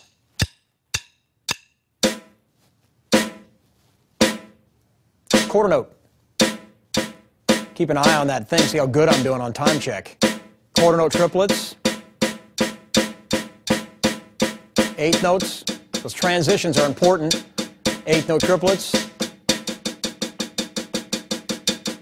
16ths. Here comes 5s.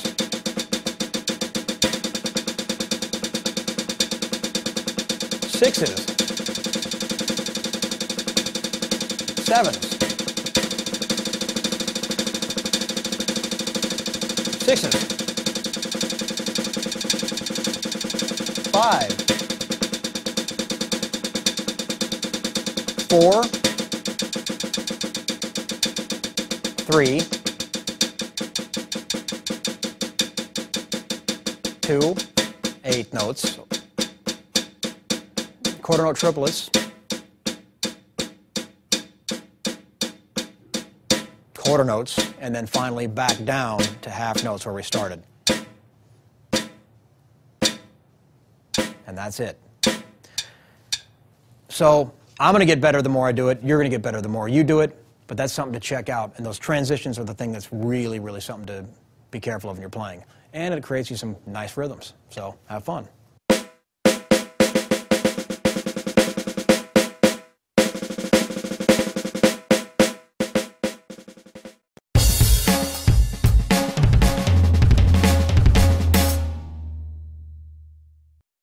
I'm Mike Snyder, and welcome to V-Drum Lessons. Here's a quick tip having to do with the jazz swing pattern.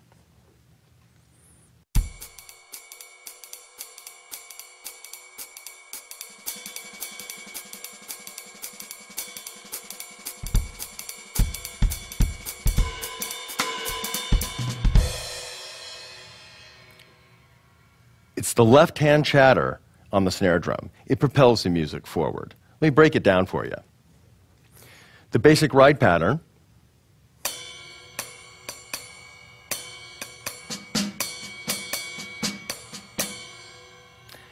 when I first tried to do this, it was pretty difficult for me, so I broke it down even further. And it's just a hand pattern. Right, left, right, left together. And it repeats over and over.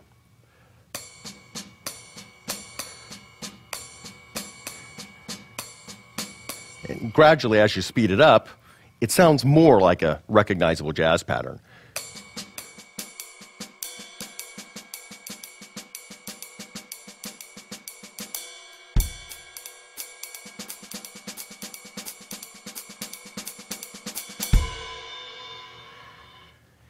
If you ever want to see if there's a drummer in the audience, pull that off at like 210 beats per minute, their head will come out of their soup.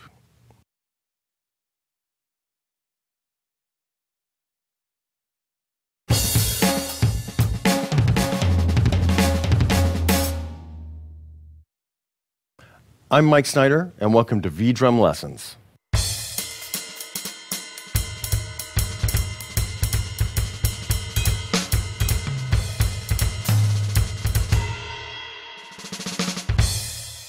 In the swing dependence lesson number 1, also on the website, I showed how to play left-hand swing-dependent rhythms.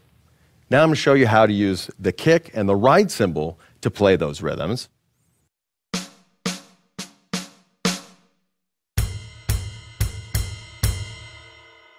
Filling in the rest of the triplet with your left hand. So here's the basic rhythm. 1, 2, 3, 4.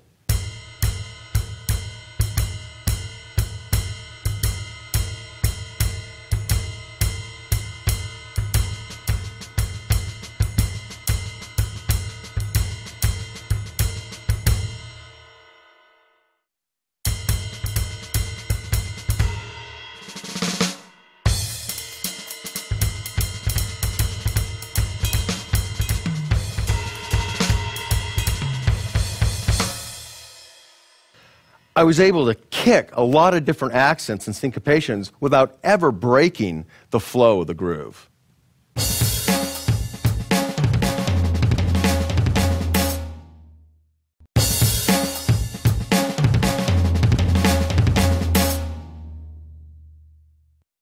I'm Mike Snyder, and welcome to V-Drum Lessons. There's a concept in drumming called swing dependence, and it's where you're playing jazz time and your left hand can play different rhythms without ever altering the jazz time. It's like walking down the street chewing gum and whistling, doing 3 things at once. This translates not only to jazz and swing feels, but to samba feels, to funk playing, and to linear playing.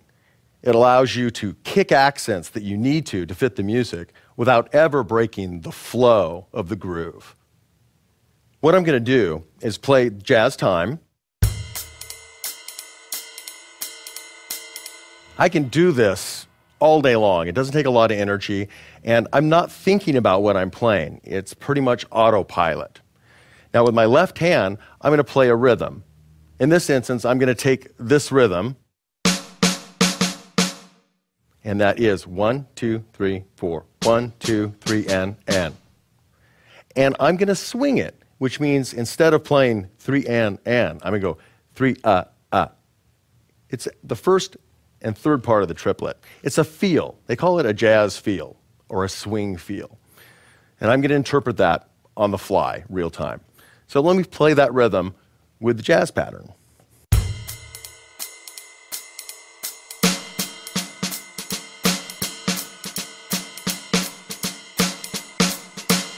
When my teacher first showed me this concept, I had a difficult time understanding it.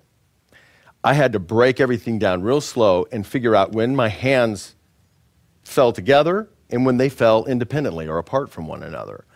It was a slow, arduous process. But eventually, I got to play it where it actually sounded like something. So I'm going to play it pretty slow. I'm going to play a one-bar pattern. Remember, it's 1, 2, 3, 4. 1, 2, 3, and. That's the pattern, and with the jazz pattern going here.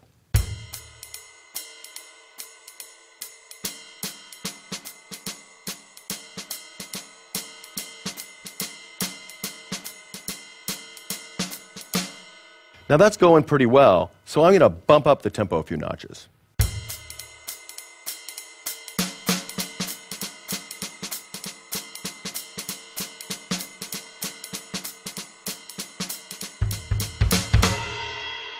That little bit at the end there is an example of how you can apply this technique.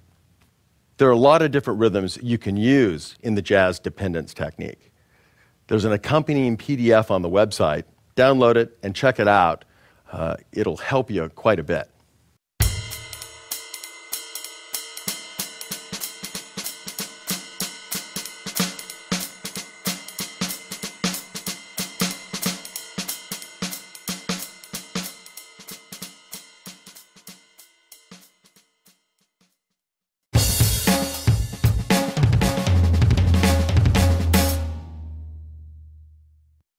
Hello, I'm Brad Dutz, and welcome to the V-Drum lessons. There are many sounds inside the HandSonic, and I'll show you several different techniques to use to bring out the different sounds inside the HandSonic. By playing on the edge or the middle, by playing with 1 finger, 2 fingers, 3, it'll all musically transfer to the electronic instrument. HandSonic 10, kit number 18, is a pot drum, also known as an udu.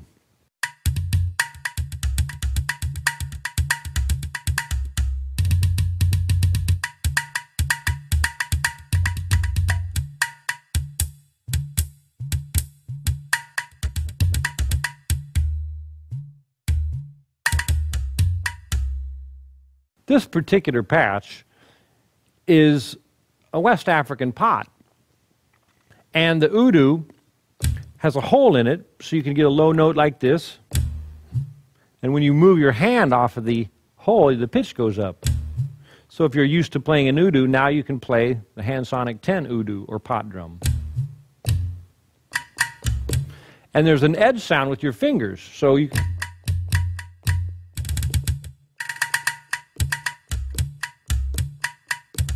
So if you want to play the low drum and the edge sound at the same time,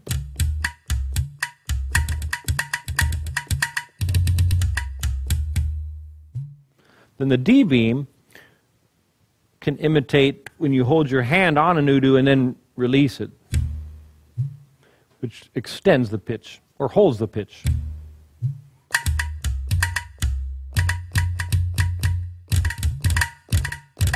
Responds to all the finger techniques on an udu. A great advantage of the HandSonic, I have multiple udus here. I don't have to mic them. They're plenty loud, and I can get the finger sound balanced with the low sound. And with the tuning knob right here, I can easily change the pitch if I have to very quickly.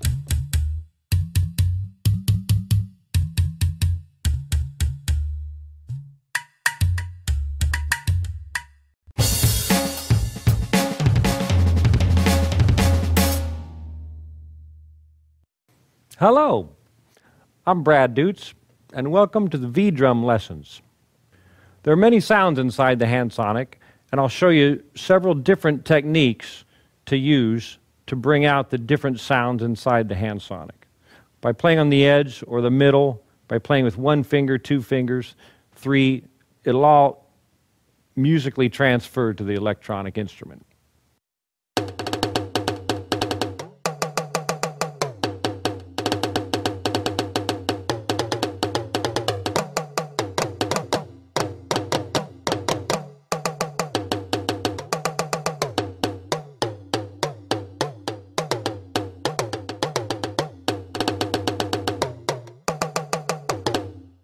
Kit number 17 on the HandSonic 10 is a talking drum, also sometimes known as a squeeze drum, a drum you play under your arm.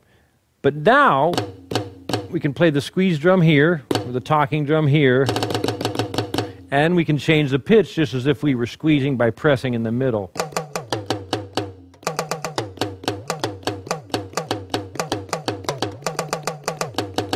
Or you can use the D-beam to change the pitch as well.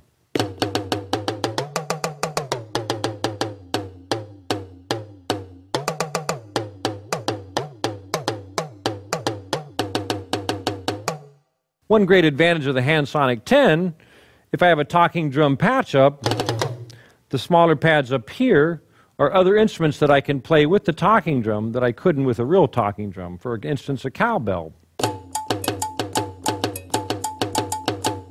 or a checkaday or shaker.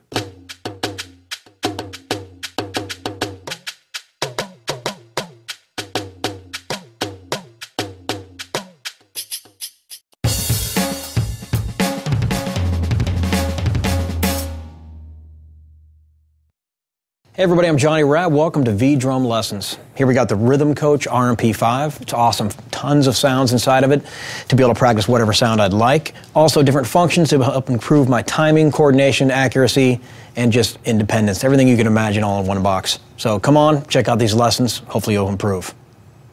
Hey, I'm back, and we're going to talk about 7 septuplets over the quarter note. Pretty cool stuff. I've changed my snare sound again, or my pad sound again, and this time I went into the rhythm function under metronome and changed to septuplets, so you'll see that on the screen. But let's talk about it. So, basic sticking, right, left, etc. But they're going to alternate just like you would a 5. Any odd groupings are going to alternate every other measure. For example, right, left, right. Then to left, right, left. Okay, so you're alternating. The cool thing is you can do a bunch of different stickings with 7s as well. So I'm going to do a paradiddle first, and then the remainder is going to be single strokes, and you're going to end up on the right hand again. So for example, right, left, left, right, left, right, left, left.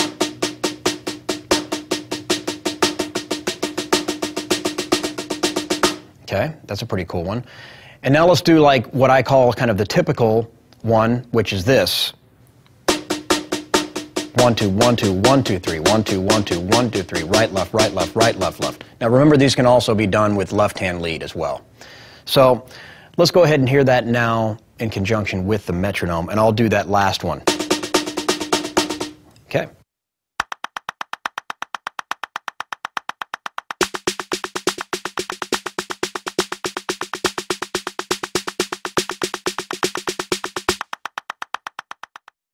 Have fun with 7s, experiment with different stickings, and remember that you can also use all the different functions in the Rhythm Coach. For example, auto, up, down, etc., and it'll still maintain that septuplet rhythmic feature over the quarter note. So enjoy.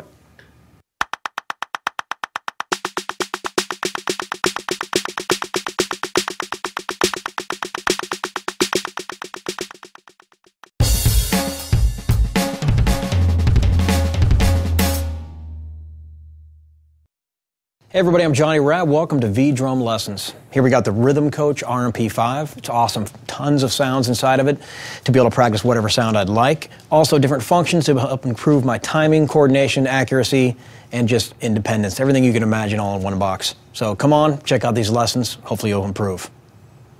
All right, in this exercise, I want to speak about quintuplets or fives over the quarter note. And you'll notice that I changed the snare sound. I've also changed the metronome sound. And then what's really cool is I went into, underneath the metronome function, I went into rhythm and changed my rhythm to quintuplets or five over the quarter note. I'm going to show you 3 different stickings during this exercise. The first one I'm going to do without the metronome is just single strokes. And these are going to alternate. For example, right, left, right, left, right, left, right, left, right, left. So 1, 2, 3, 4, 5, 2, 2, 3, 4, 5, okay, etc. in a bar of 4, 4. So let's hear that with the metronome now. And you'll hear that I've got a kind of a crutch with the fives being played as my rhythm.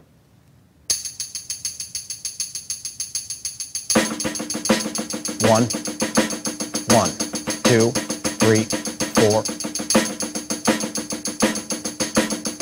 Okay, let's stop it. So you get an idea of that's just single. Every other beat is going to alternate sticks. Now I'm going to play a different sticking and show you a paradiddle 5, and that is right, left, right, right, left, right, left, right, right, left. Okay, so or left, right, left, left, right, left, right, left, left, right. And now let's hear it with the metronome.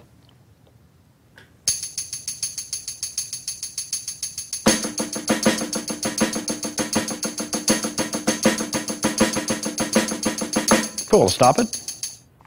Cool, so you get the idea of what's going on with that. Just different stickings will sound different either on the pad or on a drum kit or wherever you end up playing it.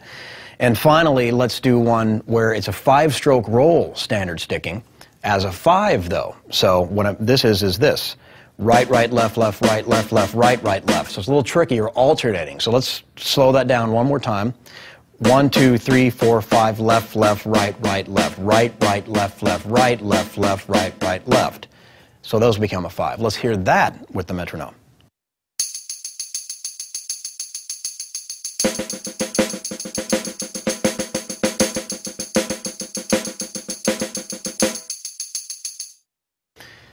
All right, now that you've checked out the 5s, I'm going to go ahead and try to play them a little quicker tempo, just so you can get an idea of, and I'm going to do some alternate stickings that we've just learned and show you how that sounds. So have fun with 5s.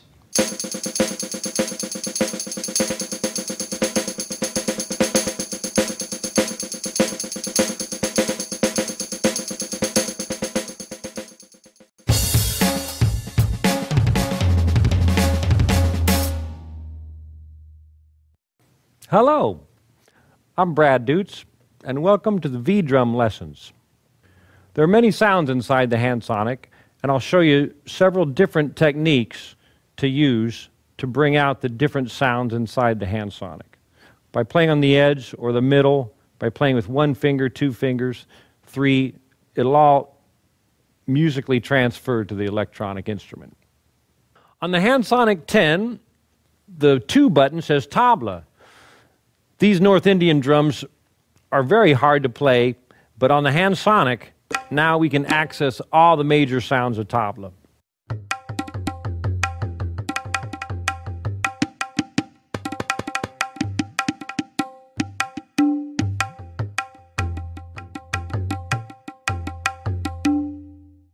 The major sounds on Tabla, here's a na on the edge.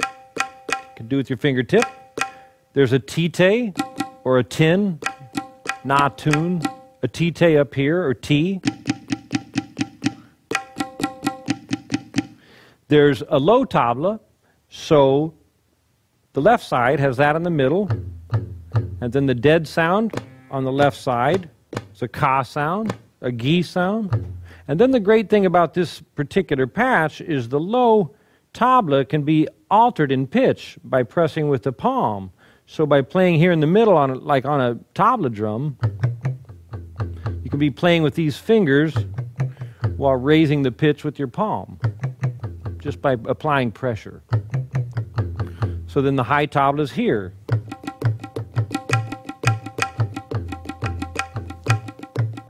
And when I want to get dead on the low tabla, just do a flat hand.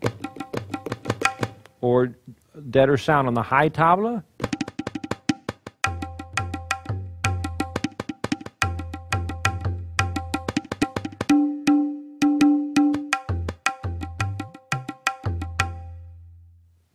Low tabla and high tabla right there on number 2. Also on the tabla patch number 2, you have sitar sounds.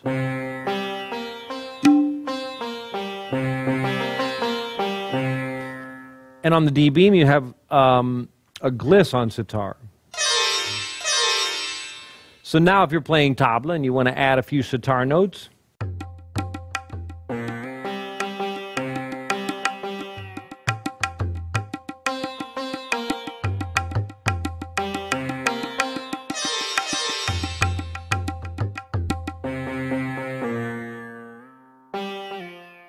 and you can change the pitch by the pressure on the pads for the sitar pitch, or here, which is very cool.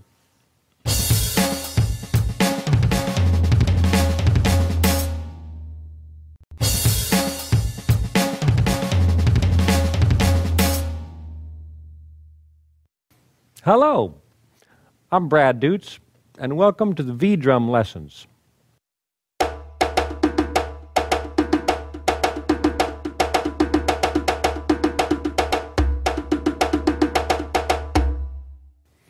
This is the djembe sound on the HandSonic 10.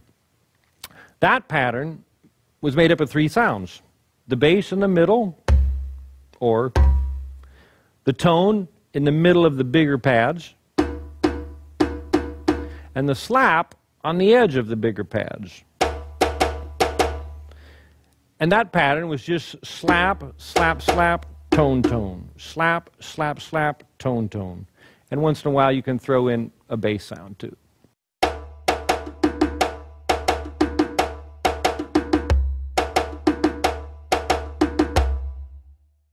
Three basic common techniques on djembe: bass, tone, and slap.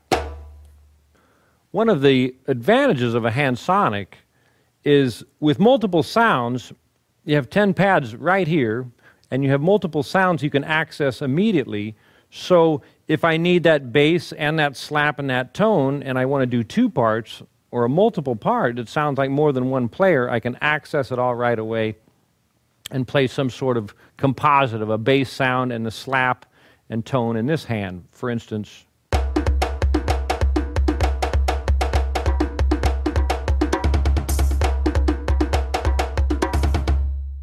Then up here, there's like a higher bass sound and a different slap, so you can sound like you have 2 or 3 djembes going at the same time.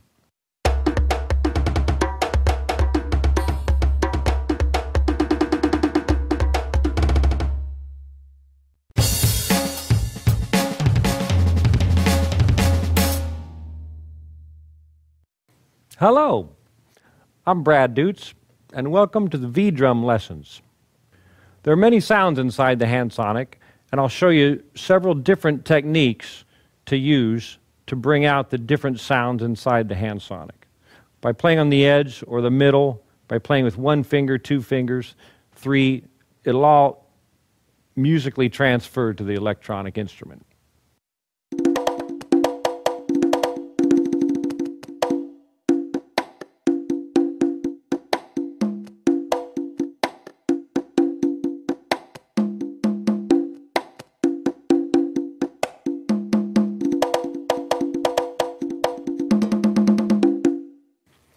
This is the HandSonic 10 first button conga, and it's set up like a traditional conga with a tone in the middle, the slap is on the edge, and a low conga right above this one. And then over here on congas you use palm fingers very often in the classic tumbao or mambo or cha-cha rhythm, and that's played 1 and 2 and 3 and 4 and palm fingers, slap fingers, palm fingers, tone, tone. And the pad is nice for that because by here on the left side you have your palm fingers and here you have the tones. Also you can mute this tone by dampening on this side.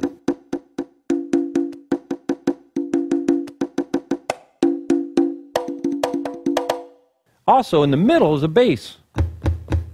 So a real conga, right in the middle of a real conga would be a really nice low bass sound.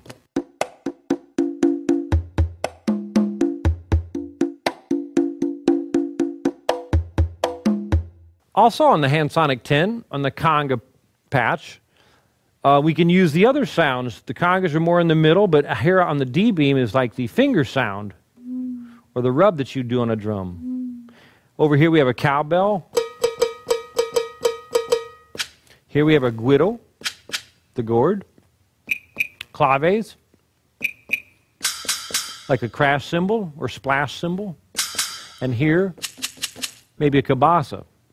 So if you're playing the conga patch and you want to combine some percussion with the congas, it's right there on the other pads.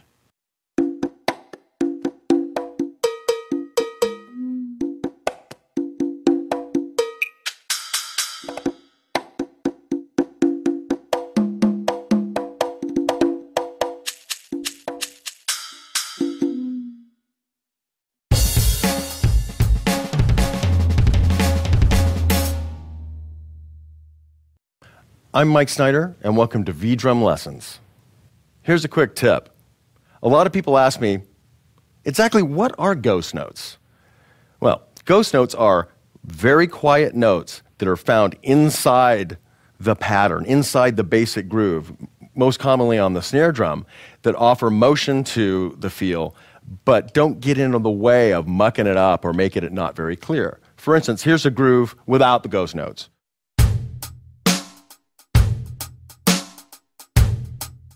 Now let's add some ghost notes on the snare drum and listen to the little motor and the motion and excitement that's caused.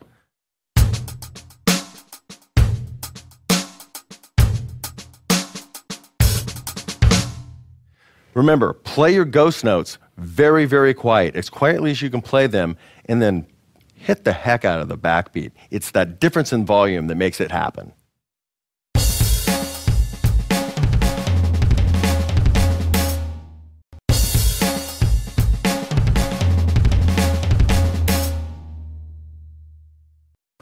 I'm Mike Snyder, and welcome to V-Drum Lessons.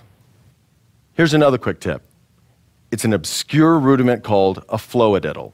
It has 5 notes in it, and it does not alternate. Here's the sticking. Right, left, left, right, right, left. Remember, it does not alternate. Right, left, left, right, right, left, right, left, left, right, right, left. When you play it fast and move the single notes to different voices of the drum set, it becomes big rock ending number 2.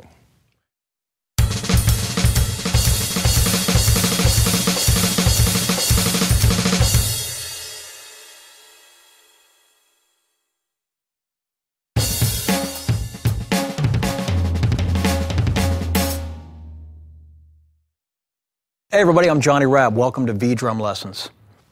This is what I call 2 in 1, because basically I'm playing 2 strokes on the upper part of the kit, or the toms or snare, and then 1 on the bass drum.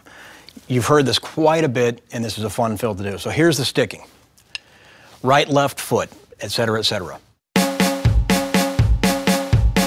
As triplets, so 1 triplet, 2 triplet, 3 triplet, 4 triplet. Now let's just do it between the 2 toms, right hand, left. Same sticking, but now just on the toms. 1, 2, 3, 4. 1, 2, 3, 4. And occasionally, let's add in that snare drum. So check this out. Starting with the snare, we're going to go over and then add in the snare again. Here we go.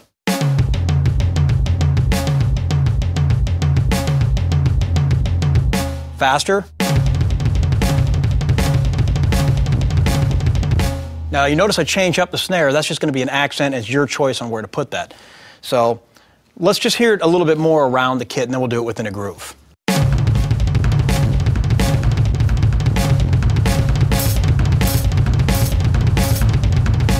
Now let's hear that in context within a groove. We're going to do 3 bars of the rock feel, and then we're going to do that fill. All right, here we go.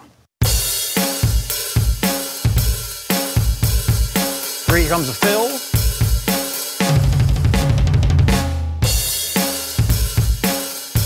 Now let's make a variation of it. So you guys get an idea. So have some fun getting crazy with that fill.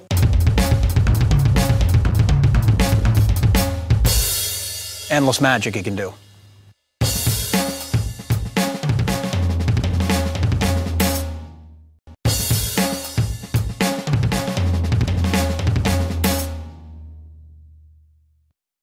Hey everybody, I'm Johnny Rad. Welcome to V-Drum Lessons. Here we got the Rhythm Coach RMP5. It's awesome. Tons of sounds inside of it to be able to practice whatever sound I'd like. Also different functions to help improve my timing, coordination, accuracy, and just independence. Everything you can imagine all in one box. So come on, check out these lessons. Hopefully you'll improve.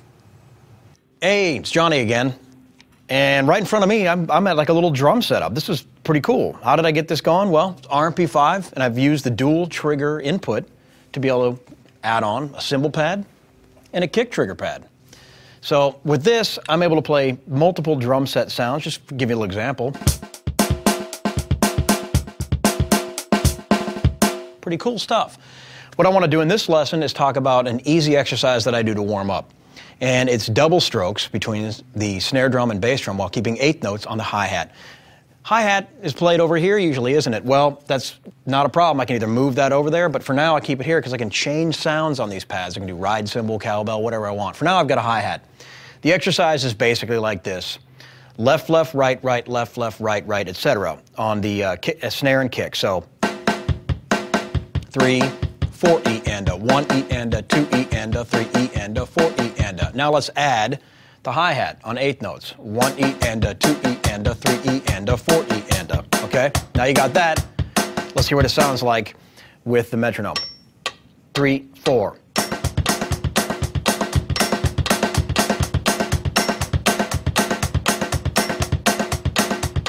Whoops, the ending was a little bit weird, but you guys get the idea. The other thing is to turn it around and be able to do kick drum first. So for example, 2 E and a 3 E and a 4 E and a. So we're starting with the bass drum. The whole exercise now, I'm going to play with the click and you're going to hear how it turns around. I'm going to start with snare to kick, stop, and then go to kick to snare. So check it out. 1, 2, ready, go. Bass. There you go. Finally. You get the idea. All right. Now don't forget too, something that you can do is invert these as well. For example, what that would sound like would be 1, a 2, a 3, a 4, which gives you kind of a nice little samba. Check it out. 2, ready, go.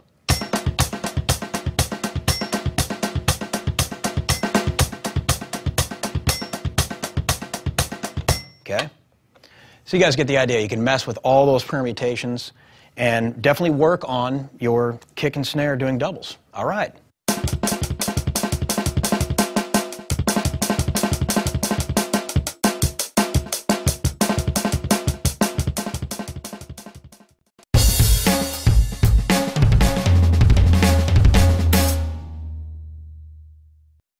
I'm Mike Snyder, and welcome to V-Drum Lessons. Here's a quick tip for using the metronome. I still use this one to this day. I set the metronome to 16th notes. 1 E and a 2 E and a 3 E and a 4 E and a. What I'm going to do is play along with the hi-hat and the bass drum. And I'm going to play a samba bass drum, 1, and 16th notes in the hi-hat. Notice I'm accenting the first and the last of the grouping of 4. Let's do it with the metronome. 3, 4.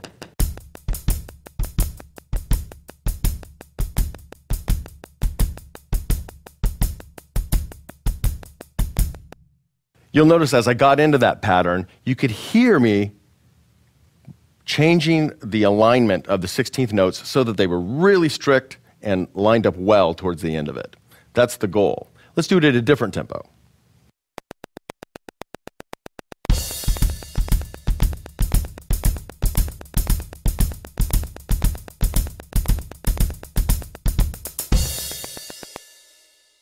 Never just practice one tempo. Vary your practice tempos.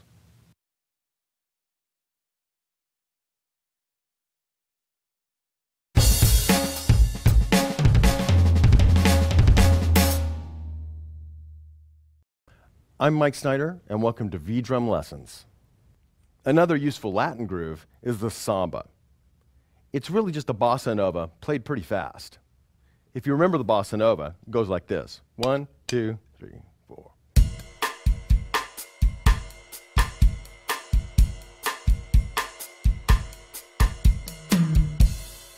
What I'm going to do now is play that groove again, but gradually speed the tempo up.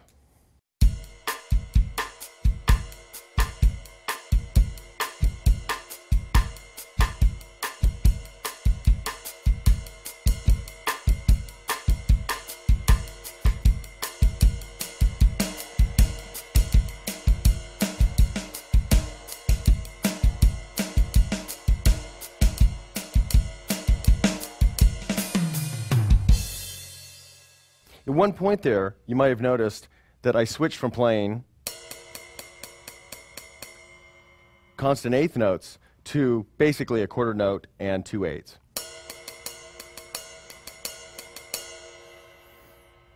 For me, that really defines the samba. Let's take that samba groove and put it with a song.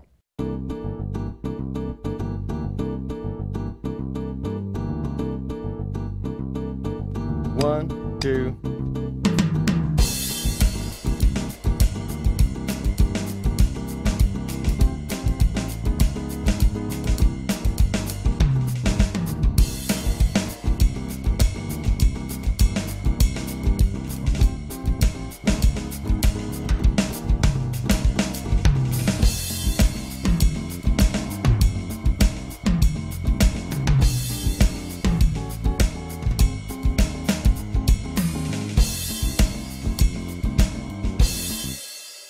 There were a few embellishments thrown in at the end, but you get the idea. I'm going to do something now. I'm going to go in, and because of the wonders of Roland electronic drums and the really diverse sound palette available to me, I'm going to go in and not play the drum set, but play some percussion sounds.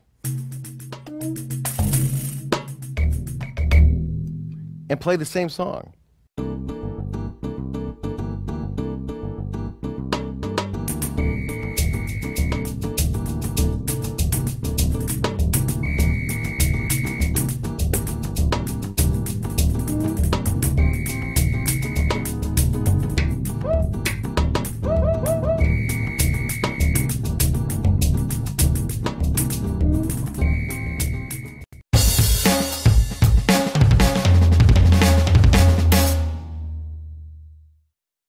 Hey everybody, I'm Johnny Rabb. Welcome to V-Drum Lessons.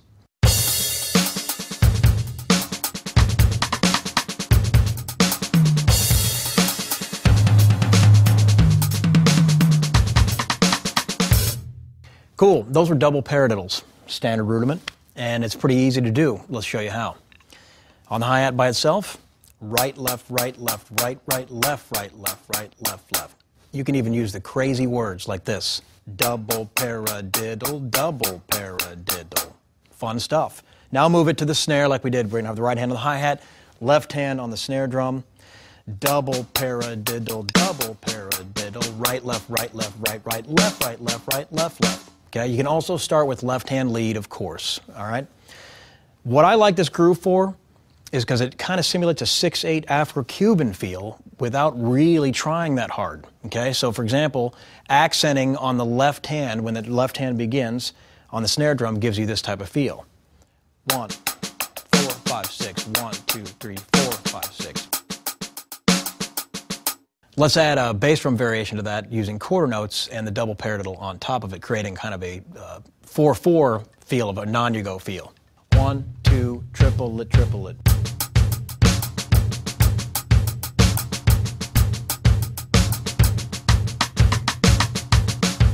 It's a little different than a standard non-you-go feel, but like still you can get away with playing that. Another way to do that is just add a halftime groove feel or halftime funk or Afro-Cuban, like this.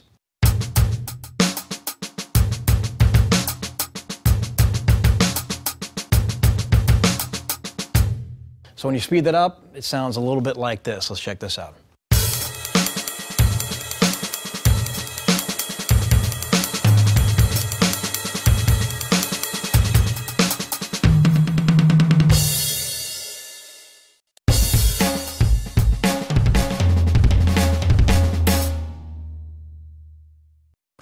I'm Mike Snyder, and welcome to V-Drum Lessons. One of the best things you can do for yourself when you practice is always use a metronome. Every Roland electronic drum set has one built in. This will help you develop your internal clock. This is something you'll use the rest of your life. Let's play a little bit of the jazz pattern and break it down using the metronome. 1, 2, 1, 2, 3, 4.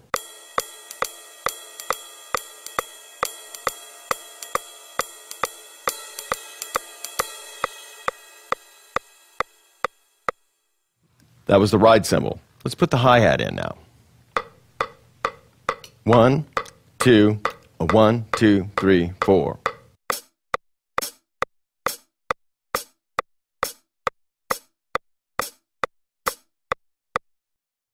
That hi-hat pattern is the backbeat of the jazz swing feel.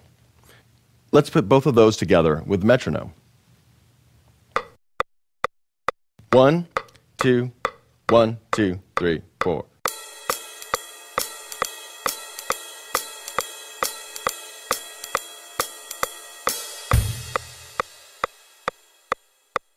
That's the basic jazz feel. One of the things I try to do is vary the tempos of my practicing. 1, 2, 1, 2, 3, 4.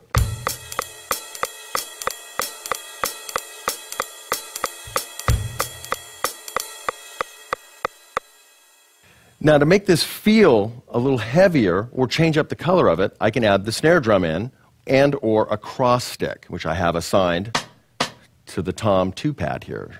Listen to how this sounds. 1, 2, 1, 2, 3, 4.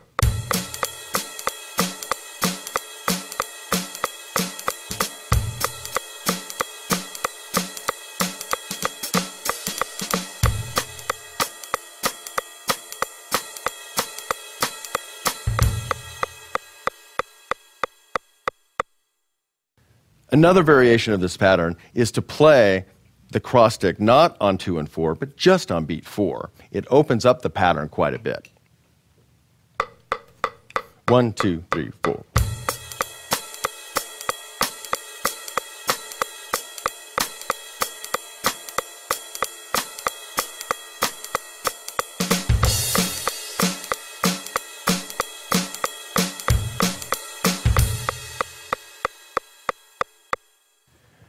You can see when I went to the snare drum on 2 and 4 later on in the pattern, it had much more strength when you compared it to the cross stick just on beat 4. The ultimate goal is to play the jazz swing pattern so it becomes to you like walking and chewing gum. Play it at a lot of different tempos. Most of all, have a lot of fun.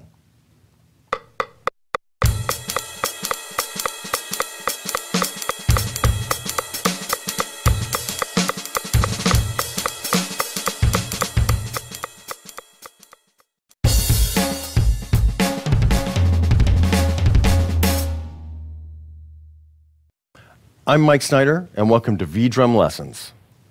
One of the features of Roland Electronics drums is the ability to have variable open and close hi-hat and foot splash. The foot splash sound is incredibly useful. It's a different color. You don't hear it too often. Don't be afraid to use it. To play the heel splash, lift your heel up, keeping the ball of your foot on the pedal. When you drop your heel, release the pressure on the ball of your foot, but don't let it come away from the pedal. Let's look at that again. Heel up, drop the heel, and release the pressure on the ball of the foot. You'll get the splash.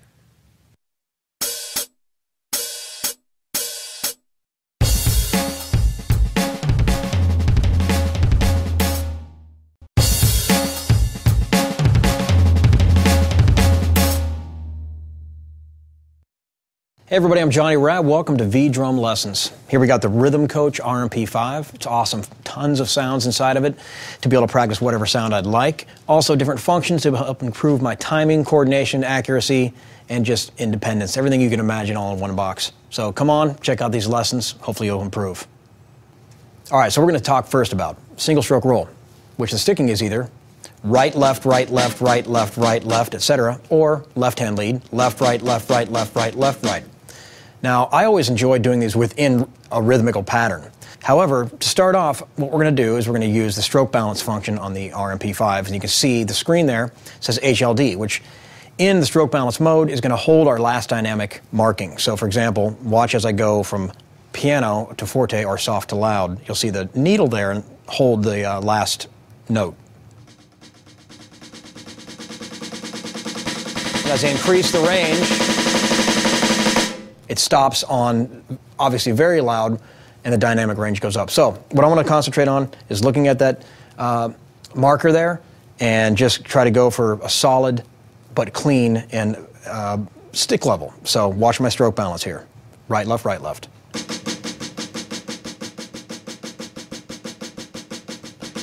Now, right now we're not using a metronome, which I always do recommend to use a metronome, but for right now we're just going for true balance. I'm going to speed up a little bit, try to keep the same, about the same stroke balance. Okay, now let's use our fingers to make the stick react or respond. We're using finger control here, which is primarily started from the index and thumb. All right, so here we go. I'm just going to do finger control, basically a steady pulse of notes. So here we are. And I'm going to watch that stroke balance marker there.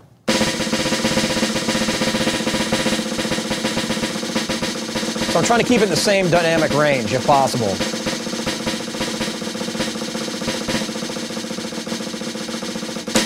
Now let's do that same exercise, but with some rhythms using the metronome. All right, so here we go with the single stroke roll exercises. And when I start the metronome, notice that the time check function is always working. It'll show me if I'm ahead, right on the beat, which says good, or behind the beat. And also at the same time, I've got my stroke balance indicator working, showing me the dynamic range I'm at. So we're going to start with 16th notes. So let's go ahead and rock the metronome. 1, 2, here I go.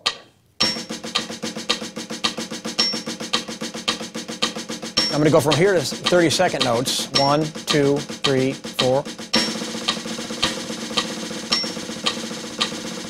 16th notes again. Pretty tough exercise to get to. Triplets. A little off. 16ths.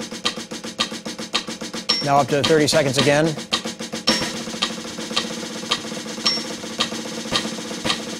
Okay. And we can stop the metronome. Now, what's the cool thing is, you can tell I was a little bit off there, but that's the whole idea behind the metronome and working with all these functions. So this thing is a royal pleasure to work with. So enjoy checking out just single stroke rolls. Remember to do them musically, try to use our dynamics, and have fun with them.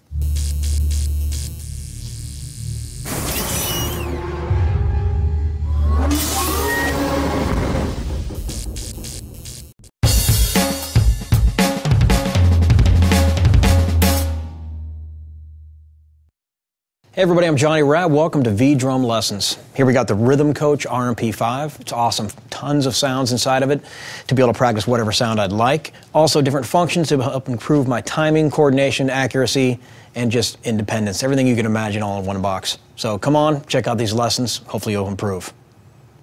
Now what I want to demonstrate is a paradiddle sticking. Right, left, right, right, left, right, left, left, etc. But what we're going to use is a cool function of the RMP5 called quiet count. What happens is I can choose one measure where the metronome is going to be on, and then it'll still stay in time, but the metronome will not be heard for the next measure. So for example, one measure on, one measure off. But we're going to start with 2 measures of metronome at a quarter note. Quarter note equals 120 BPM in this case, and then 2 measures with it off. So 2 measures on, 2 measures off. Let's see what I mean. I'm going to keep the paradiddle steady, and I'm trying to stay in time even when that metronome is not heard. So here we go. 1, 2, 3, 4.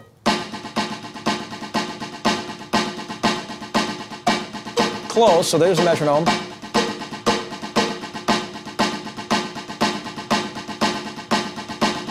Ah, see, now that is telling me I'm dragging.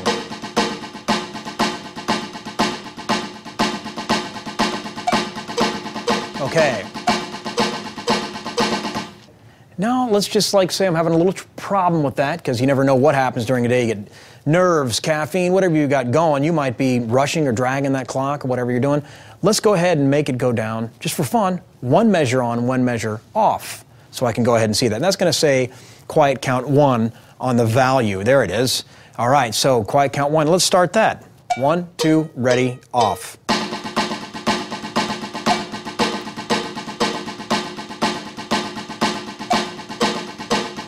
Not bad. Okay, let's stop that. Now let's go back up to 2 and see if I've helped me a little bit. Up to 2 measures. There we go. Let's start that. 3, 4, 1, 2. It's going to go off now. 1. I'm rushing a little bit.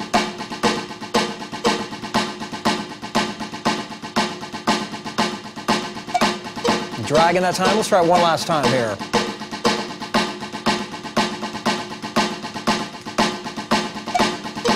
Getting better. Still a little bit of sloppy. So here we go. Cool. You get the idea. I play for a living, and I can still use that practice every day. So that's called quiet count.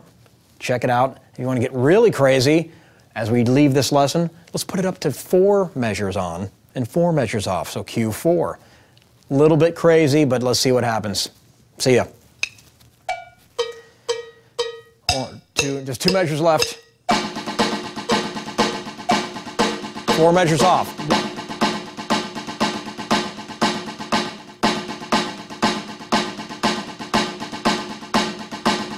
Oh, wow. Keep practicing. I'm gonna. All right. See you later.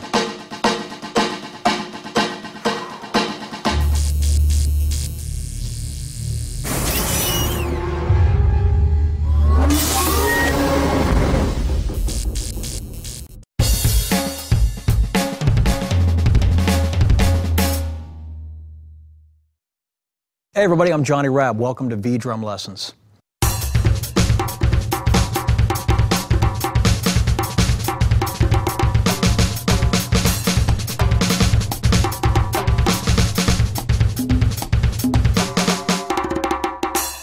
All right, so we're going to do some Latin variations. We're going to start by this popular pattern that a lot of times, unorthodox, in my opinion, because I know that don't come from Brazil myself, but it's inspired by Brazilian patterns, like a samba or a bossa nova. So what I like to do is start with the bossa nova style bass drum pattern and build over the top of that. Again, I'm breaking a little bit of the rules because I'm not doing a traditional bossa nova. So let's check it out. So for example, it's just going to be the bass drum and hi-hat are the key components here. 1, 2, and 3, and 4, and 1, and 2, and 3, and 4, and 1, okay? So over the top of that, I'm just going to start learning how to do different phrases.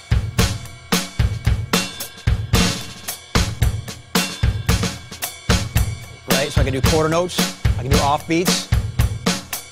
It's all coordination. So the whole idea is to keep the ostinato, which is a repeated pattern, moving on the bottom.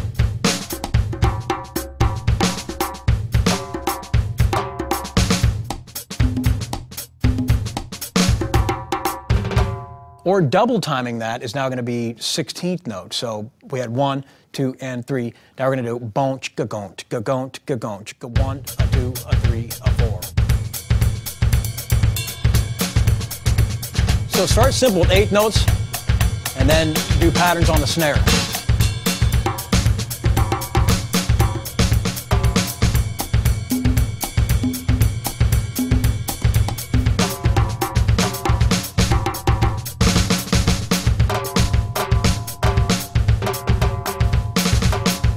So obviously it's a solo vehicle, really. I like to work on these as my 2 easy solo ostinatos to work with. So I'm going to speed it up a little bit and just do kind of a open little solo with that samba.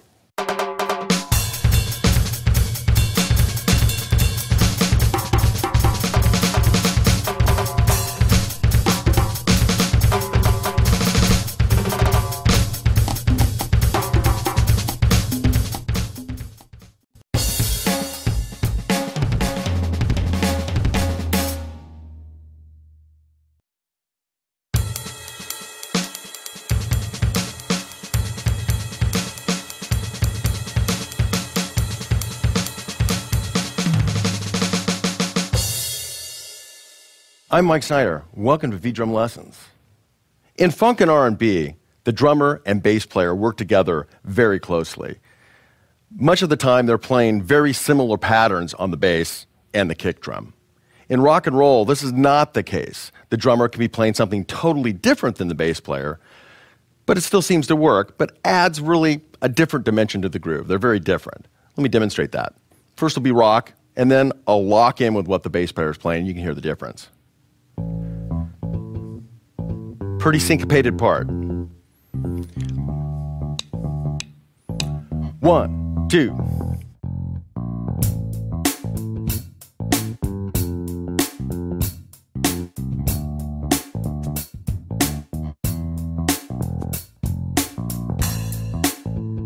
This works, but it's pretty simple.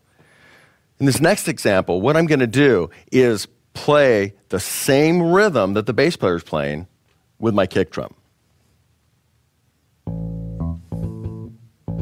2. It's a 4-bar pattern.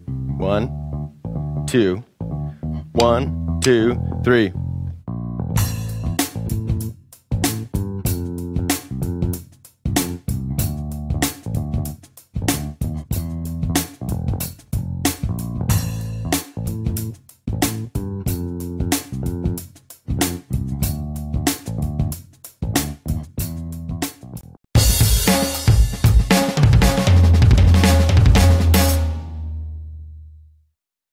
Hey everybody, I'm Johnny Rabb. Welcome to V-Drum Lessons. All right, so we all know the double stroke roll. Right, right, left, left, right, right, left, left, or left-hand lead, left, left, right, right, left, left, right, right, okay? Not only is this a rudiment, but these rudiments are meant to be applied to things. So let's go ahead and have some fun and show how we can do some grooves with this. The first one's very, very easy, but I dig this. We're gonna place the right hand on the hi-hat and left hand on the snare. And simply, let's just do 16th notes, right, right, left, left, right, right, left, left. So 1 E enda, 2 E enda, 3 E enda, 4 E enda, okay? Now let's do the bass drum 4 on the floor, meaning all quarter notes.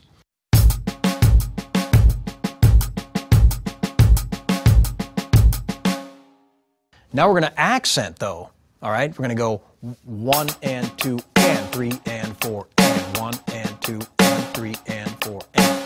Put that bass drum with it, here's what it sounds like.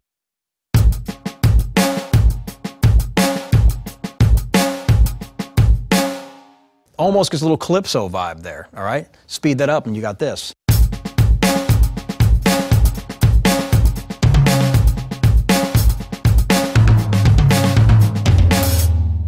Now let's reverse that left hand lead, and that's going to become this groove. It's going to be a backbeat groove because now we have 1 E enda, 2 E enda, 3 E enda, 4 E enda. Notice that the snare drum is already accented on beats 2 and 4. So this is great for funk grooves and it creates a really great feel. So I'm going to move it around the kit and watch how the bass drum variation changes the feel of the groove.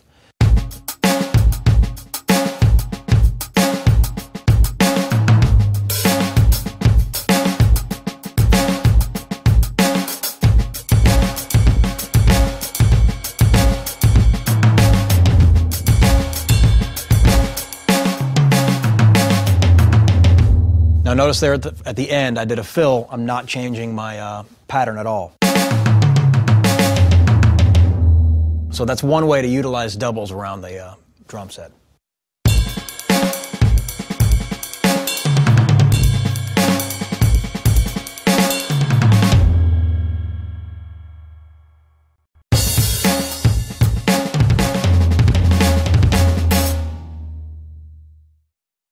Hey everybody, I'm Johnny Rabb. Welcome to V-Drum Lessons.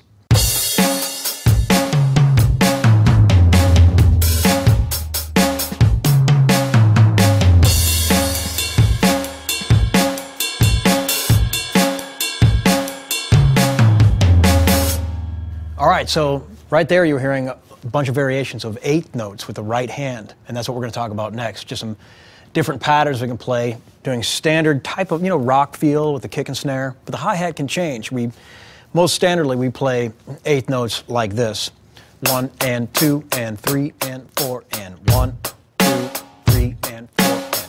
So that's what you're going to be counting when you're playing these 8th notes. You have 8 different choices of where you want to play or not play, and that's the way I look at it, just break it down to 8 different note values, and that note value being an 8th note. So, first thing first, let's go ahead and just do the off beats, or the ands. So for example, 1 and 2 and 3 and 4 and.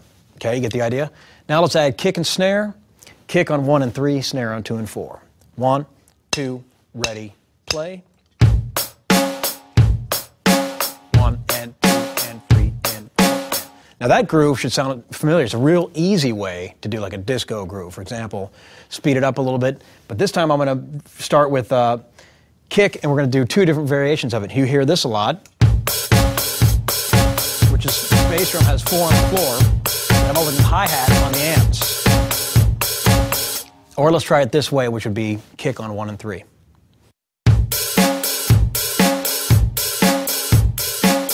All right, let's try another variation where we rest on beats 1 and beat 3 on the hi-hat. So the right hand will play this. 1 and 2 and 3 and 4 and etc. Let's add the groove to that. 3, 4, 1 and 2 and 3 and 4 and. Awesome. How about another one? Simple as this.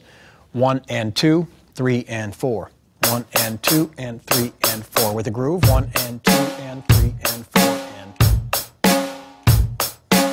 And then finally, what about the opposite? 1, 2 and 3, 4 and etc. Here we go. 3, 4, 1, 2 and 3 and 4 and 1 and 2 and 3 and 4 and with a groove. 2, 3, 4, 1, 2 and 3, 4 and 1. Okay? And finally, what I'm going to do is just take some of these same variations we've done and move them around the kit, because you can move your hand wherever you want. So I'll start off with that 1, 2 and 3, 4 and. So here we go.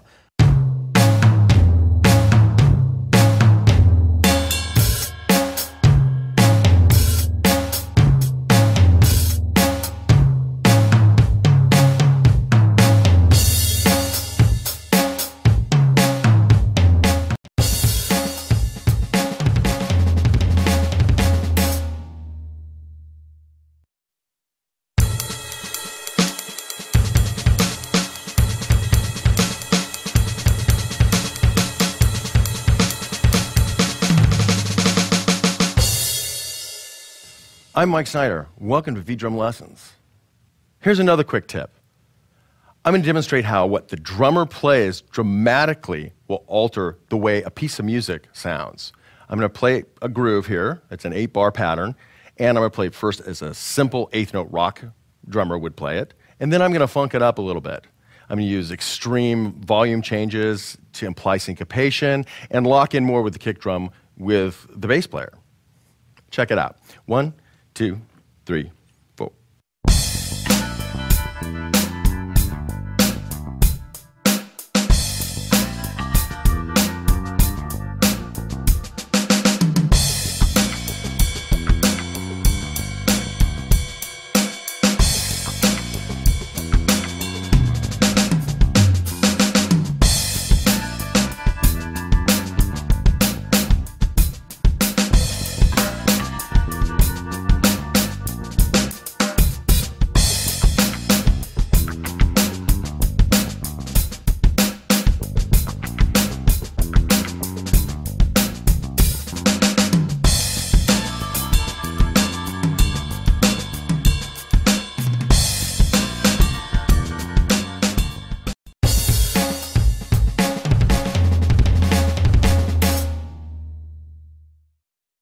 Hey everybody, I'm Johnny Rabb. Welcome to V-Drum Lessons.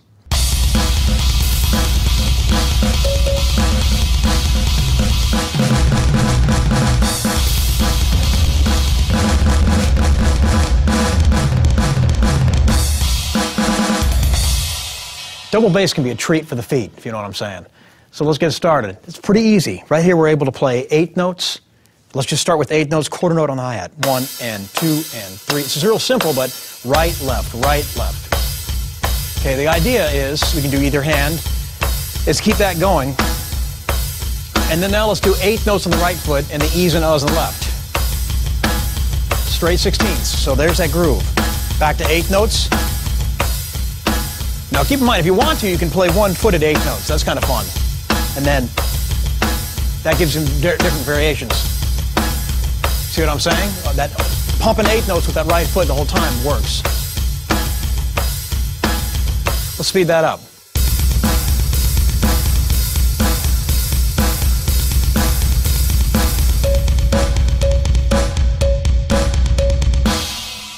All right, now here's another one. This one's going to be pretty cool. Basically take a rest, 16th note rest, and put it on each quarter note. So it's going to be this. 1 E and a, 2 E and a, 3 E and a, 4 E and a, okay? So basically, right, left, still again. Right, left, right, left, right, left, right, left, right, left, right, left, right, left, right, left. Okay, now let's add the snare drum.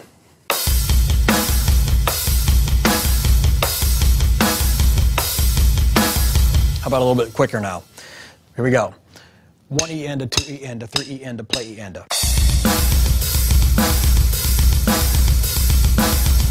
So those two grooves definitely work to help you be able to start recognizing the E's and U's of the beat, and also the strong downbeats, which are the eighth notes and quarter notes. So enjoy those double bass grooves.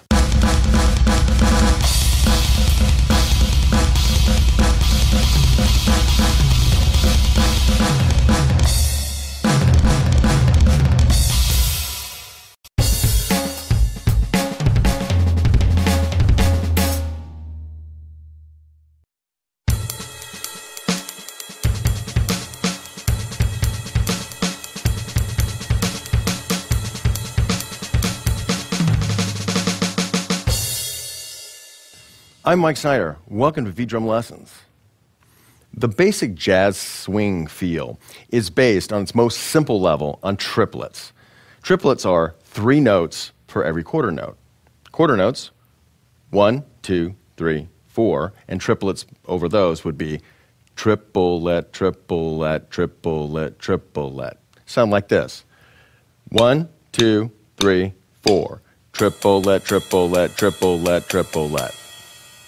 The basic jazz pattern is a quarter note and then the first and third triplet, just repeated over and over.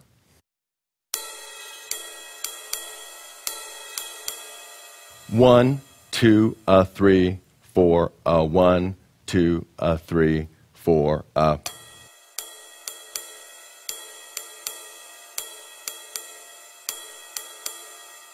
Add in the hi-hat on 2 and 4, and you have the basic jazz swing pattern that will work in any swing situation.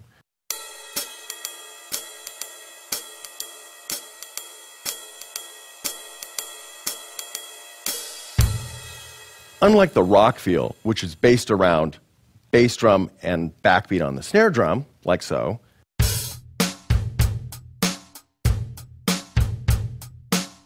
jazz is not based around the bass drum. The bass drum just kind of fits in as icing on the cake, if you will.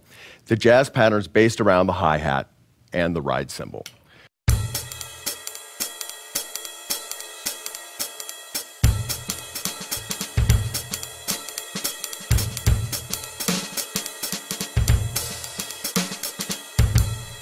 It's a much lighter feel than a rock feel.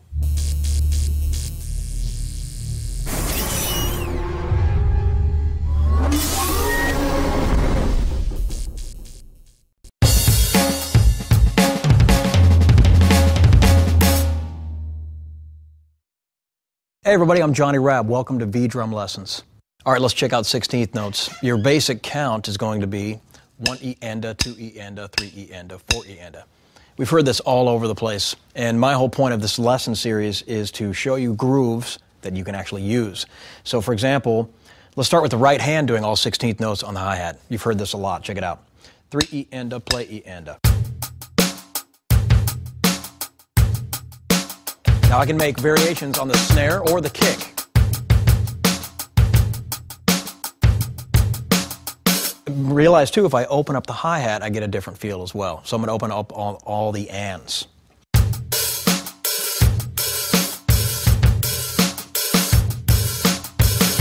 And check this out as well. I can move that hand around as a fill. So we're going to do 4 per drum, all right? So for example, let's do that groove with that fill. Right hand never changes. 3, 4.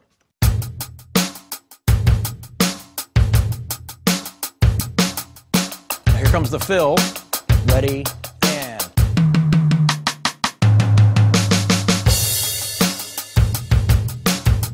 Okay, so you get the idea. That can move all over the place. You can play that on the ride cymbal. You can play it wherever you want.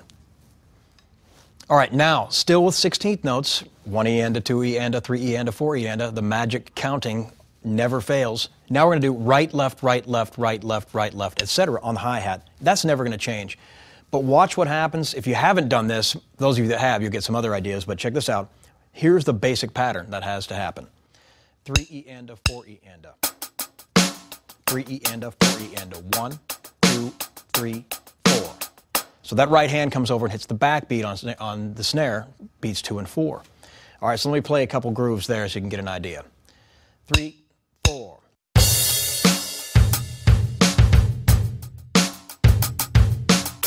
I'm even changing up the accents a little bit. Adds a different feel. Now with this, I can also do fills. And I'm not even changing any of the pattern sticking at all.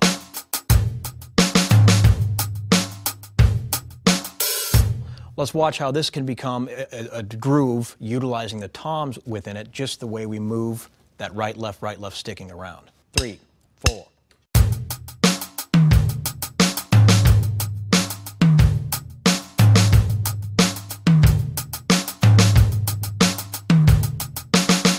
Now I'm just going to play out a little bit so you can get an idea of some different ideas. All right, here we go.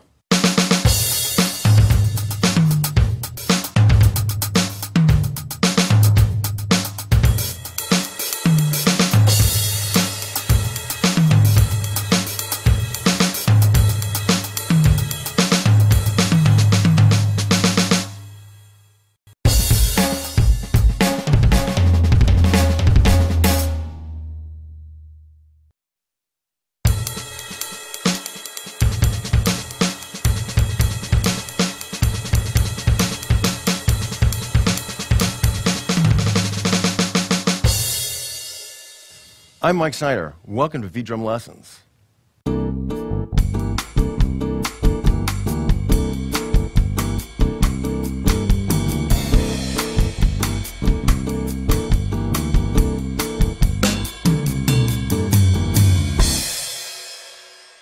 The Bossa Nova is probably the most basic Latin pattern there is out there. When you play a Bossa Nova pattern, you're actually replacing a whole series of players, each player playing an individual yet very specific part. For instance, the bass drum. 1, 2, and 3, 4, and 1, 2, and 3, 4, and is generally played by a surdo player. It's a big, tall drum. One player plays that part, and he pretty much doesn't vary from it. Another part of it is the clave. That's played by a bell player, generally, or a clave player, 2 pieces of wood. And in this instance, I'm playing a 2-3 clave. 1, 2, 3, 4, 1. 1. I put those 2 parts together, and you start to hear the pattern.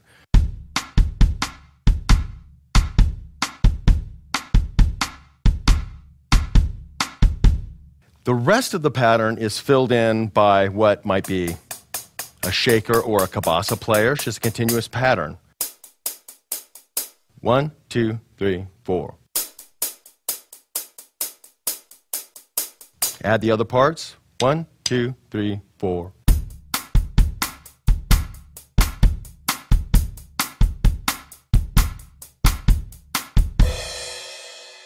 Anything beyond that just becomes icing on the cake.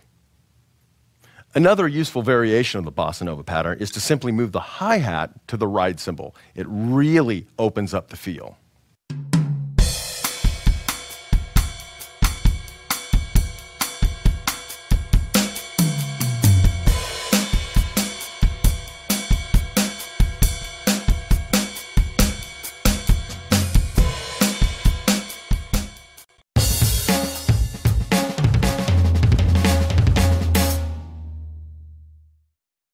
Hey everybody, I'm Johnny Rabb. Welcome to V-Drum Lessons.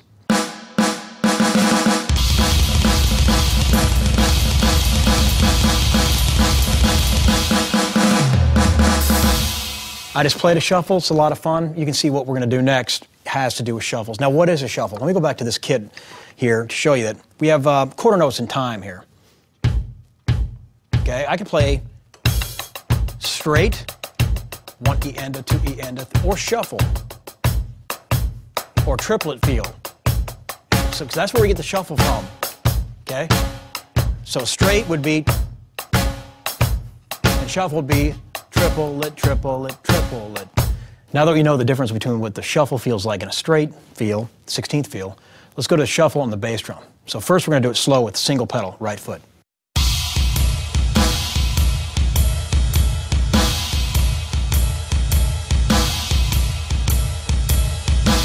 Now I'll speed it up with right, left, right, left, right. So,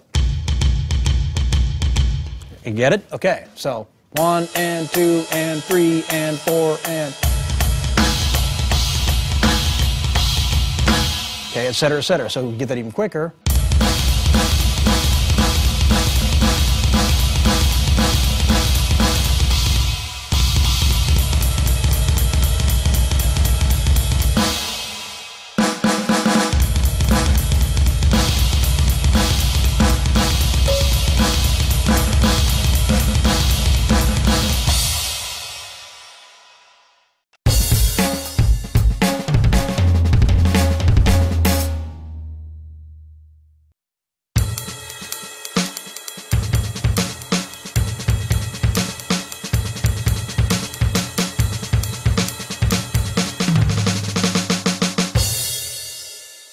I'm Mike Snyder. Welcome to V-Drum Lessons.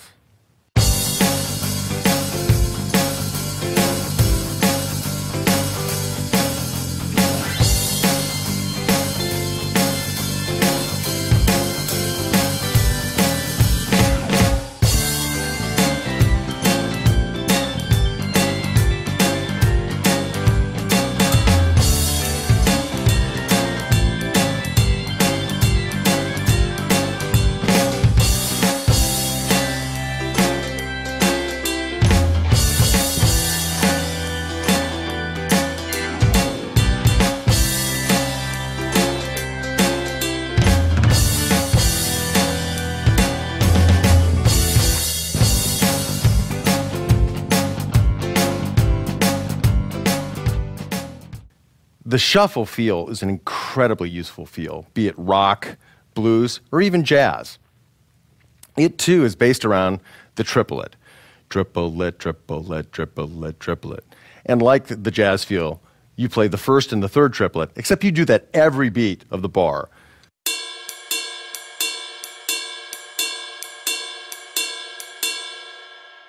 Has a great loping feeling. Unlike the jazz feel, which is based here in the hi-hat, right in the hi-hat. The shuffle feel also relies heavily on the snare drum as well as the kick drum. Check out the basic shuffle feel.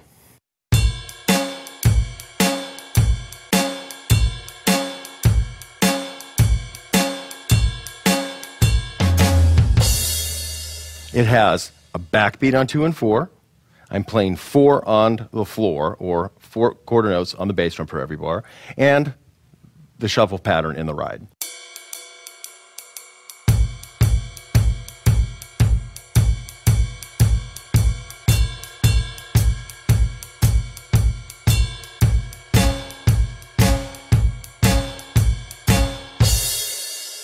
If you need a little heavier feel, what I often do is add the grace note into the backbeat. So it'd be something like this.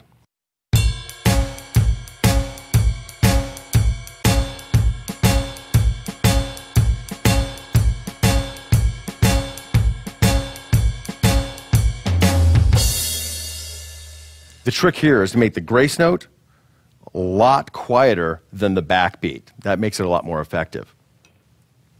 Another shuffle groove that's really effective, if you've got just really wail and put it in the pocket, is playing the ride cymbal pattern and the snare drum pattern the same. So you're duplicating the ride cymbal pattern in the snare drum.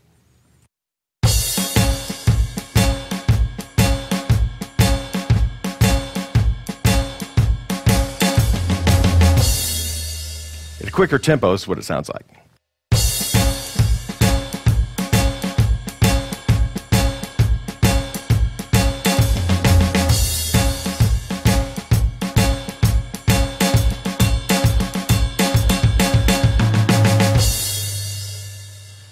Even on the variations, I was duplicating the ride and the snare drum parts together.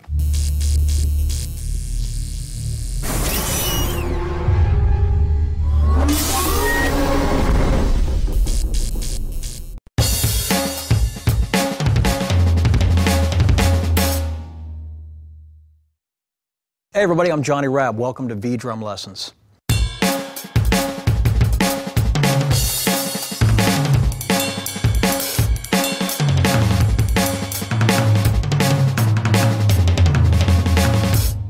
All right, so some of that craziness was paradiddles. That's what that is. So it's that easy. We're going to show you how easy it is for you to get around the kit like that. So what is a paradiddle? If you don't know, it's this. Right, left, right, left, left, or left, right, left, right, in succession. That was left hand lead on the snare there. First thing we're going to do, take the right hand, go over the hi-hat, left hand on the snare, and let's begin with that pattern in 16th notes. And we're going to accent on beats 2 and 4 on the snare. 1 E and a 2 E and a 3 E and a 4 E and a, okay? Then you can add whatever bass drum pattern you want to that.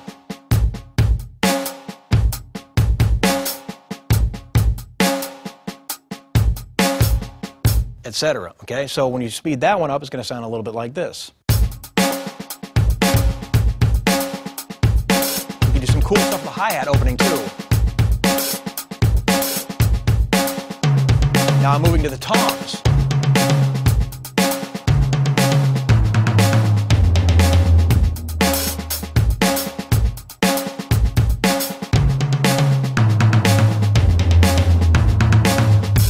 Okay. So once we get that going, what about just adding quarter note on the bass drum? All right, so now we're just going to go around the kit with this groove using quarter note as my guide. So 1, there's my quarter note, 2, paradiddles this.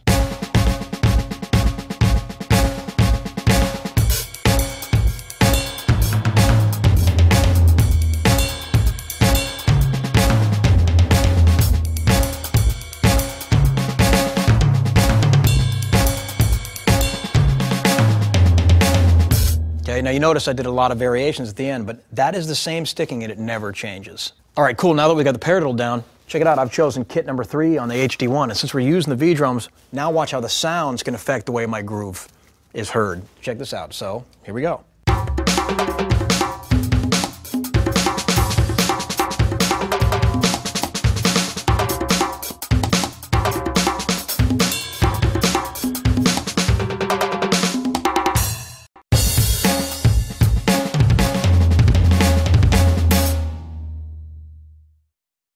Hey everybody, I'm Johnny Rabb. Welcome to V-Drum Lessons.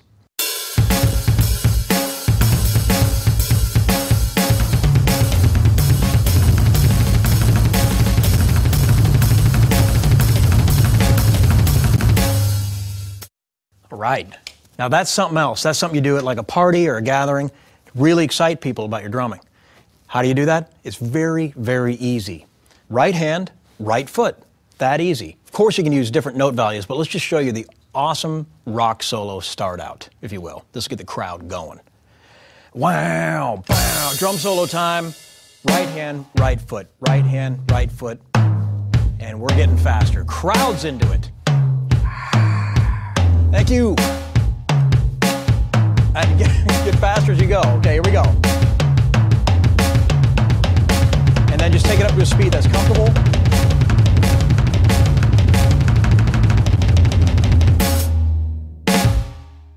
So I'm going to keep the quarter notes on the hi-hat for my guide, and the E's and U's are going to be on my bass drum, and the eighth notes are going to be on the snare drum or whatever instrument I choose. So for example, 1 and 2 and 3 and 4. Now I'm keeping the hi-hat open. I can choose to close it for a different effect, or open and close. But now let's just leave it wide open, rock style.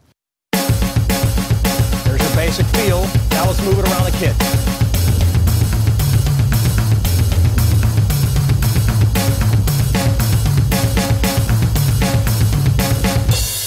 Awesome, all right? Rock and roll.